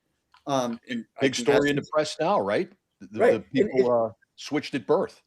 right. It's not always accurate, but here's the thing. That doesn't matter because what's going to tell you it's accurate is that CODIS match when you say, okay, I think it's this guy, you know, John Doe right here, and you take his DNA from a fork or a bottle he abandoned, and you compare that DNA with the crime scene, and then CODIS tells you they're identical. The chance of a random match is 1 out of 45 Right. septillion. All the That's your pieces probable to the cause. puzzle. So you're like, yeah, I did make a few mistakes, but I got it close enough that we got the right guy. So my point is that like trying to talk about the genealogy is not really relevant to the underlying crime. Nothing in that genealogy, because you're a third cousin, in any way says has any relevance to whether somebody, you know, took a knife out and stabbed somebody. So the identity is that CODIS match, you know, from, you know, the crime scene DNA and the person we think it is. And then the other thing I would say too about it, this is kind of the legal aspect of it, because I hear this a lot, is, and I can speak for the FBI and the way the FBI does it, when we upload bad guys' DNA to these databases and we get, you know, a couple thousand matches of people, you know, all the relatives of the suspect, you know, say there's 2,000 matches of, you know, people that are innocent of this crime. And we build the genealogy, build the family tree. Like I said earlier, the FBI doesn't turn over those names. Those names, we don't turn them over. The FBI does not, because there's no relevance to somebody being a fourth cousin to the killer. Particularly if it wasn't even used in the tree, but even the tree itself, none of that is relevant to whether or not this person committed the crime. It's not. And as far as I know, in like the last 7 years, the FBI has never turned over a match list. Why? One, it's not relevant, and I don't think people really want, you know, this have their name, you know, and email in a court record where there's a murder case. There's no reason for it. Right. So, I mean, that's the way it operates in that sense, and that's the mechanics, and that's the reason why. Because, and that makes sense. I've yet to, in this day, I've yet to hear anybody make an argument why a match list, why you're a fourth cousin is relevant, that needs to be turned over. So. And that's where AI could really help to protect people's privacy as well. So if Steve and Steve 100%. were able to input a match list, say from, I don't know, 23andMe or Ancestry, and just provide the common ancestors, and then be able to, you know, give that to law enforcement, keep the actual match identities out of it, that could be a way to protect people's privacy yet still solve these cases. And that's somewhere that I can see like a company like theirs really fitting in really well and benefiting both sides of the aisle. It's a brilliant idea. Yep. I've got a question from a subscriber, and it says, have the Steves or Cece reached out to the congressman to introduce a bill for funding on any of this. Have you done that? I have not, but I've reached out to just about every law enforcement agency we've talked to ask them to do that. It works better when it's the chief of police that makes that request. I'm already staying until 5 a.m. every morning, according to my watch. My average sleep time is 5:30 a.m. and sleeping 4 hours. So I'm going to leave that all to you guys. You can lobby your senators as well. We are already so busy that we would love the support. So please. I know Will said to start with your state and local officials. I'm going straight to the top. I'm a meteor, man. I'm going straight to the top. Anybody with me? Let's go. Let's go. We're going to try to get Maureen, Maureen, you know where the FBI's budget comes from. It comes from Congress. I mean, the whole time we were all at the FBI, that's all we were asking for. Right. You know, Steve and I were the architects of the FBI's program. We're the ones that wrote the document. Yeah, we were asking our congressman every day, but it just didn't.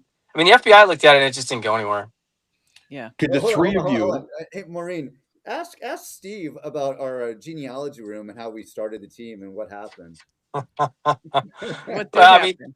Well, Maureen, you can appreciate this when you put in a request. So, Cece, how helpful is having a bunch of dry erase boards when you're doing genealogy? Like pretty helpful. Yeah, it can be. Yeah, you got to write things down, right? And so we wanted some whiteboards. They wouldn't approve them. So you know what I did, Maureen? I had to go steal them. That's how it works. You go to a room where they're not using the whiteboards, and next thing you know, they're just missing, and then they're in my room, you know. And I need a chair. I go take the chair. So it's like we just got sergeant, right? It wasn't theft, Dan. It was acquisition. I was an acquisition guy. Reallocation of reallocation. That's right. Reallocation acquisition. Yeah, that's right. You always want someone on your team that is just really great at acquiring stuff, finding things. Yeah, it's no different than when they started the police shooting team, right, Will? Oh, we pillaged. Yeah, we pillaged desks. With the questions, we're going to put them up like this. We even know where we got them from. They were just laying around on the floor. We're like, yeah, we're going to take those. I don't think it'll be. And people are looking around. Hey, we had like 8 desks. Does anybody know what happened to them? And we're like, no, I don't know. Nope. Let me ask you three this: have you ever been approached? Hey, Will, hold on. What? Go ahead. I think you want me to answer that question. I think it said it's a suspect, and I cremated. Ooh.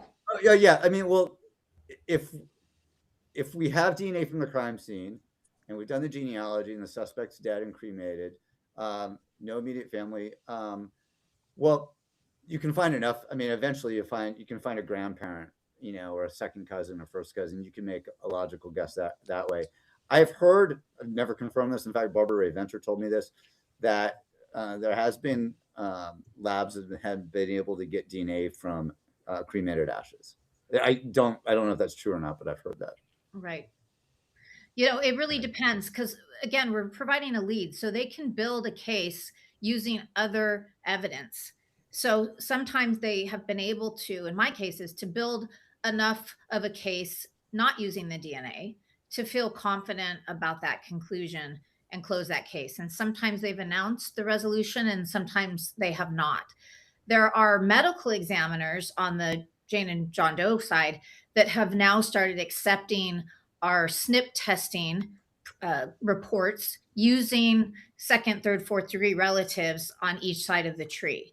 And they just use it as one piece of their evidence. They look at the preponderance of evidence, and then they decide whether they can close that case based on all of that evidence. So the DNA is not the end all be all. It's not the only way. Sometimes I've given them a lead and they've ended up finding a fingerprint match by digging really deeply. You know, it wasn't something that came up automatically, but once they knew who to look for, they were able to get a fingerprint card from some little agency somewhere in middle America and do it that way. So there are other ways, but it can really be a challenge. And in fact, I'm working on a case right now that we have that exact challenge. And the person was adopted, only child, you know, of that family, and both parents dead, cremated. So you can't even try to go exhume parents. Sometimes we've had them ask the courts if they can exhume the parents if the suspect was dead and cremated. And sometimes you can go that direction if the courts agree. Well, Cece, what you just brought up is such a great point that you don't need DNA to make a murder case. Like if you have it, it's great. But Dan, Will, Tim, you guys probably know this better than anybody. You had plenty of murder cases that you charged and convicted guys where you didn't have DNA. It's not a necessity for a crime. And CC, to kind of hit that point again, we had cases where we narrowed in on a guy, we think he's the right guy, and we just go door knock the guy. And you know what some suspects do? They admit to it. Yep. Right? Yeah. You sit down, you start talking to him, you bring it up, right? You start going. You guys know you've done this interview many times, and then what happens? Their head goes down in their hands, and they go, you know what? Yeah, I'm the guy, and that makes it a lot easier. You go, hey, well, I didn't have to go out and People confirm don't anything because the believe guy it, just but admitted. yeah, people don't believe it, but yeah, 2005 they started. It was mandated to record all homicide interrogations, and people couldn't believe when we would go to court that wait a minute, guess what? He wasn't tortured. Guess what? He wasn't, beaten, and it's like no, we talked to him just like the way we're talking right now, and the guy gave it up. I don't know what else to tell you. And they're press play and watch. That's a whole nother show of It is interrogation. a There you whole go. nother show. There you go. But anyway, Believe it or So not, you Dan was guys- always the nice one. Tim Murphy was the tough guy he in the was the room. mean guy. Yeah. Hey, we wanted to start getting because we're breaking in on 2 hours already. Yeah. Time flies when you're having fun. But if we can just hover on these questions like we are right now, I hate doing it because it's blocking the bottom row's faces. But if somebody wants to read it out, How much % of the population would have to share their DNA with law enforcement to make everyone within the population group identifiable? I think it's about 2%, but it needs to be across all population groups that we're trying to identify. So That it makes can't sense. just be all white people with deep roots in the United States. And that's what we have that is, the most represented in the databases we use now. We need African Americans, we need people from recent immigrant families, we need Ashkenazi Jewish people. So it's not just 2% of the population, it's 2% that is, and I'm just estimating about 2%, that is evenly distributed across the population as well. Because you always talk about the Europeans being so well represented in all of our DNA databases. So that's very interesting. Thank you. Can I say it a different way, Maureen? If you're a white guy from the Midwest and you killed somebody, like you're done. We're Like we're coming. we're gonna find you. Well, FYI, you said earlier there's 55 million profiles in all the databases. And if you look just at adults, there's 265 million adults in the United States. That's 20% of the United States population. Mhm. That's a big number. And you only need 2%. So we have 10 times that. And remember, we're only using less than 2 million right now, and we're Right. having great success. And with enough Okay. work, we can identify just about anyone in there, even recent immigrants, even people that have low representation. It just takes longer. It takes more resources. So 2% would be like we'd be in fantastic shape, but we can do it with It makes your work even more impressive, honestly. Really CC. does. So we had someone ask, can this tech be used in Italy? It says by Italy. You mean by Italian officials? Or do you mean? You guys have done work in Europe, right?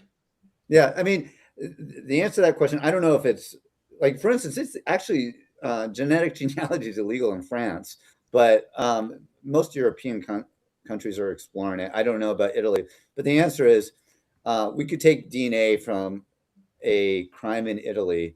You could upload it here in the United States, and we'd find a lot of relatives here, particularly Italy, because there's been, obviously a lot of immigrants in the last 150 years from Italy. So it would work, and we've done that. Steve and I have done, Italy, Germany.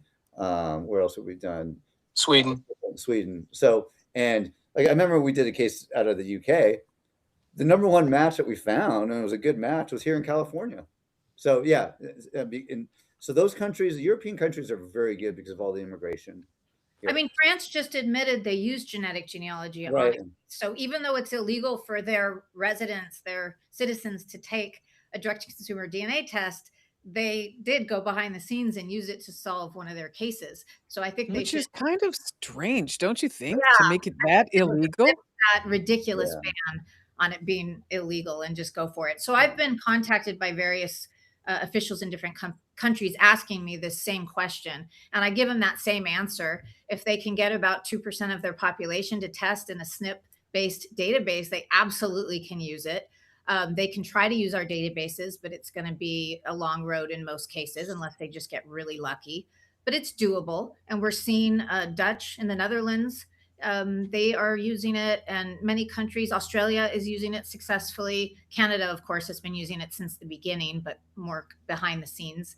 And it's doable, but it all comes back to who's in that database you have access to. That's the bottom line. So upload, upload, upload, everyone. Thank you. Next one. Awesome. Will, you want to take this one, or you want Tim? I'll do it. Steve K and Steve B, you said previously that LE gets their DNA from their lab, sends it in to get a SNP, then sends it to genealogy like 23andMe, right? That's not right, right? Well, it's kind of right. I mean, so yes, I mean, you take, like, let's say you take DNA from a crime scene, and you guys know how this goes. You go in, your lab processes it. They get an STR that goes into CODIS. There's no hit. So you've got extracted DNA sitting in a tube in an evidence locker somewhere. And in order to get a SNP, you got to go get that tube. You got to send it out to a private lab, ask the private lab to generate the SNP. And the SNP, just so the viewers all know, the SNP's just a text file. It's just a big 5-column tab delimited, a bunch of A's, T's, C's, and G's, the, reference SNP identification number, the chromosome number. It's just a big 700,000 line text file. Once you have that file, the SNP file, you have to upload it to a database. And like we said earlier, 23andMe won't take it. Ancestry.com won't take it without a warrant. GEDmatch will. You pay GEDmatch a fee, they'll take it. Family Tree DNA will take it. So that's what the cops do right now. They'll take that SNP profile, the text profile, text file. They'll email it to GEDmatch or Family Tree DNA, pay a fee, and then with GEDmatch, usually it's a day later. Family Tree DNA has been taken forever recently. But you get a match list. You get a list of people who are related, right? In quotes. I'm not talking about Thanksgiving, people that come to your house on Thanksgiving necessarily, but people that share DNA with your unknown bad guy. And at that point, the investigation, at least the IgG investigation, starts. Can you get IgG from old bones exposed in the elements?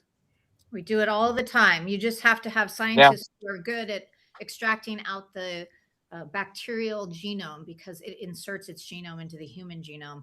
And so our bioinformatics scientists don't get a lot of kudos, and they absolutely deserve it, because so many of these cases would not have been solvable without their work behind the scenes. Yeah, there really is a lot of teamwork. Just as anecdotal, we work with a friend of ours, Ed Green, at the University of California, Santa Cruz. And on a lot of these cases, including the Gilgo Beach serial killer, Rex Heuermann. But he's getting DNA from 40,000-year-old Neanderthal bones, whole genome sequence. So that's to give you an idea. Now, why do you think we want him to work on forensics on crime scenes? If he's doing that on 40,000-year-old bones, yes is the answer. We can get it. Definitely a guy you want on your team for sure. 100%. There are some incredible people behind the scenes that have been helping us solve these cases that, as I said, don't get enough kudos, and he is definitely one of them. That's awesome. Wake Tim? Question, up, the DNA porcupine. that we're waiting on the currently Nancy Guthrie case. Where does that fit in a timeline that you've been explaining? Well, I didn't hear everything close to their chest. Show it again. Question, the DNA that we are waiting on currently with the Nancy Guthrie investigation, where does that fit in this timeline that you've been explaining? So do we know? I can just tell you everything publicly that I know. As we know, they had DNA. They sent it off to this lab in Florida for the STR. That's the CODIS profile. And then it went back to the sheriff's lab, who uploaded it to CODIS. Presumably didn't match anybody because nobody was arrested. They found a glove like a mile or two from the crime scene. And they tested that the same way. Didn't match anybody. They gave it to the FBI. The FBI got a SNP profile, did genealogy, and apparently identified the guy that was wearing the glove, who worked at a restaurant apparently, and was not connected with the crime. Whatever other DNA they have in there, from the house, around the house, from the vehicles, I don't know, but presumably is what they would be doing is they'd be getting any DNA, checking to see if it matches in CODIS. If it doesn't match in CODIS, I would assume they'd presumably give it to the FBI to do genealogy. And as all of us have said, sometimes genealogy can take a long time. Because Well, you're only using 2 million, you're using small databases right now. I mean, based on what the sheriff said, it was a mixed profile, and that could be the holdup here. Is if it's a complex mixture, meaning more than 2 people, then it takes incredibly talented bioinformatics scientists to try to deconvolute that and focus in on the person that we need to be focusing on. And so that could be the issue here. We don't know. Maybe Steve's know more than I do, but we don't know publicly exactly where it is in the process, whether they've even been able to create that SNP profile because of the challenges inherent in mixed DNA. But based on what Kramer said, we know that it's being used. It's been used because if it's been used to exclude the guy whose glove it was, they're using it. So if they're using it on one, we got to assume that was a more pristine DNA sample than Right. what supposedly have from the crime scene. Yeah. But supposedly, I mean, gossip says there were rootless hairs or a rootless hair found. If that's true, I'm sure they sent it on to the brilliant Ed Green from UC Santa Cruz that has the company Estrella. And that can take some time too, to try to use the techniques he created to extract a SNP profile from that. And then, as Steve said, the genetic genealogy could take time, particularly if it's somebody from a recent immigrant family that's not well represented in our databases. Well, we're at 2 hours, folks. All right, let's we got a lot more to go here. So, oh, I was ready to call it. 2 hours is enough for me. Call it. Yeah. Well, I mean, we got these. There's 3 people here that have other things to do. I know. Everyone wants to hear from them. All right. I see the last. I see a question. Can somebody pay privately? Is that what it said? Yeah, the question is Savannah Guthrie. Can she pay privately for the service or the process? I'm sure. I mean, she doesn't need to pay the FBI. That's for sure. I don't know about the sheriff's department, but she certainly can. Right. The FBI can't accept any money. Nope. A lot of it's a good idea. Also. So, what was that, CC? A lot of agencies refuse to accept outside money from my experience, again, because of that bias that people with money will get their cases solved more than people who don't. And that has been overcome to a certain degree. But I think in this case, in the Guthrie case, it could be an issue. Mm-hmm. But she can put up a reward, a really big reward. They have. Yeah. 1.2 million. Doesn't get much bigger. No. Well, it could. Sure could. All right. Well, I guess if that's where we're going to end it tonight, we'll just go ahead and get ready to. Again, want to thank the Steves, Kramer and Bush, and Cece. I mean, couldn't be happier that that you guys came on. I'm frustrated that we didn't get that big of a turnout for this, and it's such a. Yeah, it's recorded. It'll keep going. Yeah. But I would have thought, because this is so huge. I know. This technology is so huge. I would think anybody interested in this would want to hear it or ask their questions. Well, I was a last minute addition, so I really appreciate being invited. I see people in the chat saying they didn't get notified that you were live, so that could be. Yeah. No, we're honored that you're here, CC. Well, I am, and I'm honored to be here with the Steves. I think so highly of them and all they've done for investigative genetic genealogy, and it's so great that you guys are friends. Oh, I love talking. They are the most interesting people in the world and so smart, and they have a perspective on all of this that is incredibly valuable to our field. And so I can't thank them enough. I just was so happy to hear that you guys were friends and you have lunch together and everything. And I wish we had more time to do it more often, because we're local. We could see each other all the time, but we're all so busy. I'll be back in LA tomorrow. Yeah, maybe we can get together for lunch, the 4 of us at some point. Yeah, it'd be cool. Approach some of those directors and producers out there in LA, have them incorporate this into their TV shows. Yep. Yeah, their television shows. One of our listeners actually brought that up. I don't remember who it was, and I apologize for that. But what a great idea that is. Yeah. Well, when you consider the changes that can be made through a very popular TV show, like some of those, what's that lawyer, that super famous show about law firms in LA in the 90s, whatever that LA show Law, was.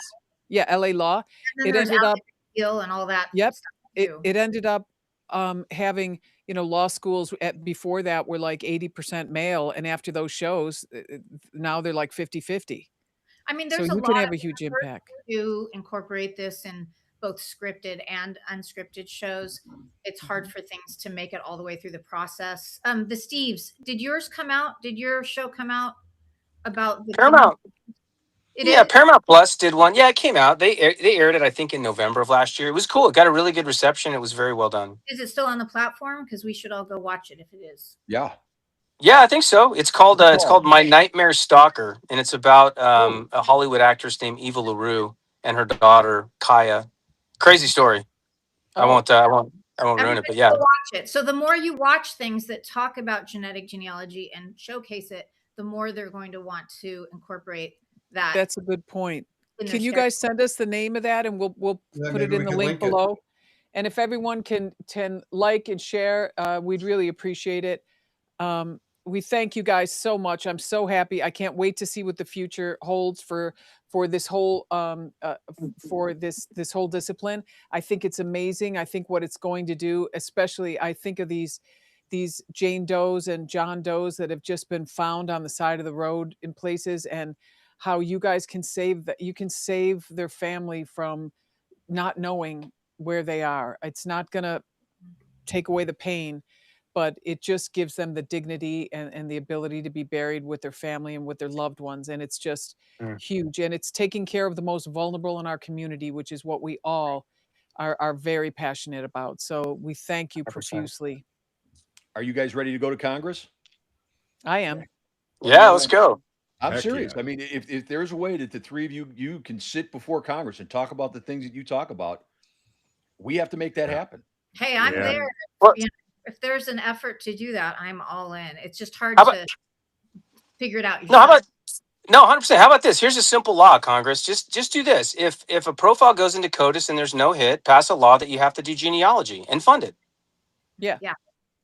That's a And simple you three law. can make that argument. You three could make that argument better than anybody. Well, You gotta better fund it, than though. that, do Yeah. it. Yeah. Now, what if someone wanted to fund it, a private person? Could it be? I think they could make money because with the right team, you could get some huge contracts to get all this stuff done, and there could be some money there for an investor. But we'll talk about that. We'll think about that also. Right. But thank you guys so much. I'm so Yes. proud of the work that you've done. Actually, all you guys, including Dan, Will, Tim, all you guys, the two Steves, Cece. I'm just so proud. And you, Maureen. Well, Include I'm so yourself. proud of you guys and the work that you've done and the work that you're willing to continue to do. So we're very lucky. We're all very lucky to have you in our world and to be able to sit and listen to really smart people talk about very meaningful things. So thank you. Absolutely. Yep. Thank you. That's a blessing. Thanks, guys. Yep. All right. Yep. Thank you. Thank you Have a guys. good CC, night. Bye, guys. guys. Steve, See you very- later. Very nice. All right, See guys. you God in LA, bless. Take care. Cece. Yeah, Bye-bye. I'd like that. Bye. Okay. Bye, Alrighty. see you guys. Bye. Wow, what a crew. What a panel we had tonight. How about it? It's again, we were not going to be. There's a lot of questions out there. We're going to try to answer them the best we can. I know Cece was trying to answer them as she was going in the chat. Mhm. But there's just so much information in there. We almost have to break it down into several episodes. We could be here forever. I mean, I still have a million questions. It's just great. Yeah, so do I. And I didn't want to just throw out just my question. It's like Mhm. the viewers. That's why they're here. They want to hear it. They want Right. their question. Listen, Well, I we have a were plea. reading some of the questions and then we were, coming up with our own also. So we did the very best we could. Yeah. I'm just so grateful to them for taking the time. And I really think that this is a transformative thing that really needs to be addressed and focused on. So I'm glad to be just the smallest part of it. Yeah. I have a plea to any law enforcement, young detectives, or bosses who happen to catch this show, or any family members out there who have people in law enforcement. Turn them on to this. Have them take a look at this show.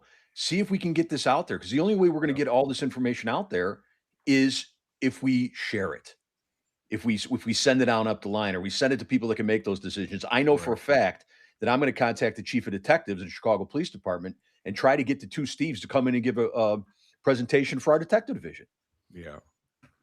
So yeah, please, like Will said, anybody, and for those of you who hung with us all for it tonight, uh, thank you from the bottom of our hearts, and please share this, like it, and share it for us. Like and subscribe. Thumbs Yeah. up. Yep. Yeah. And be the grown up you'd run to for help when you were a child. Take care of everyone. Take care of the people you love. Yep. Especially those children. Keep them Yes. in line. All right. right. Signing out, guys. Thanks, See you guys everyone. next time. Thank you. Thank Yep. you.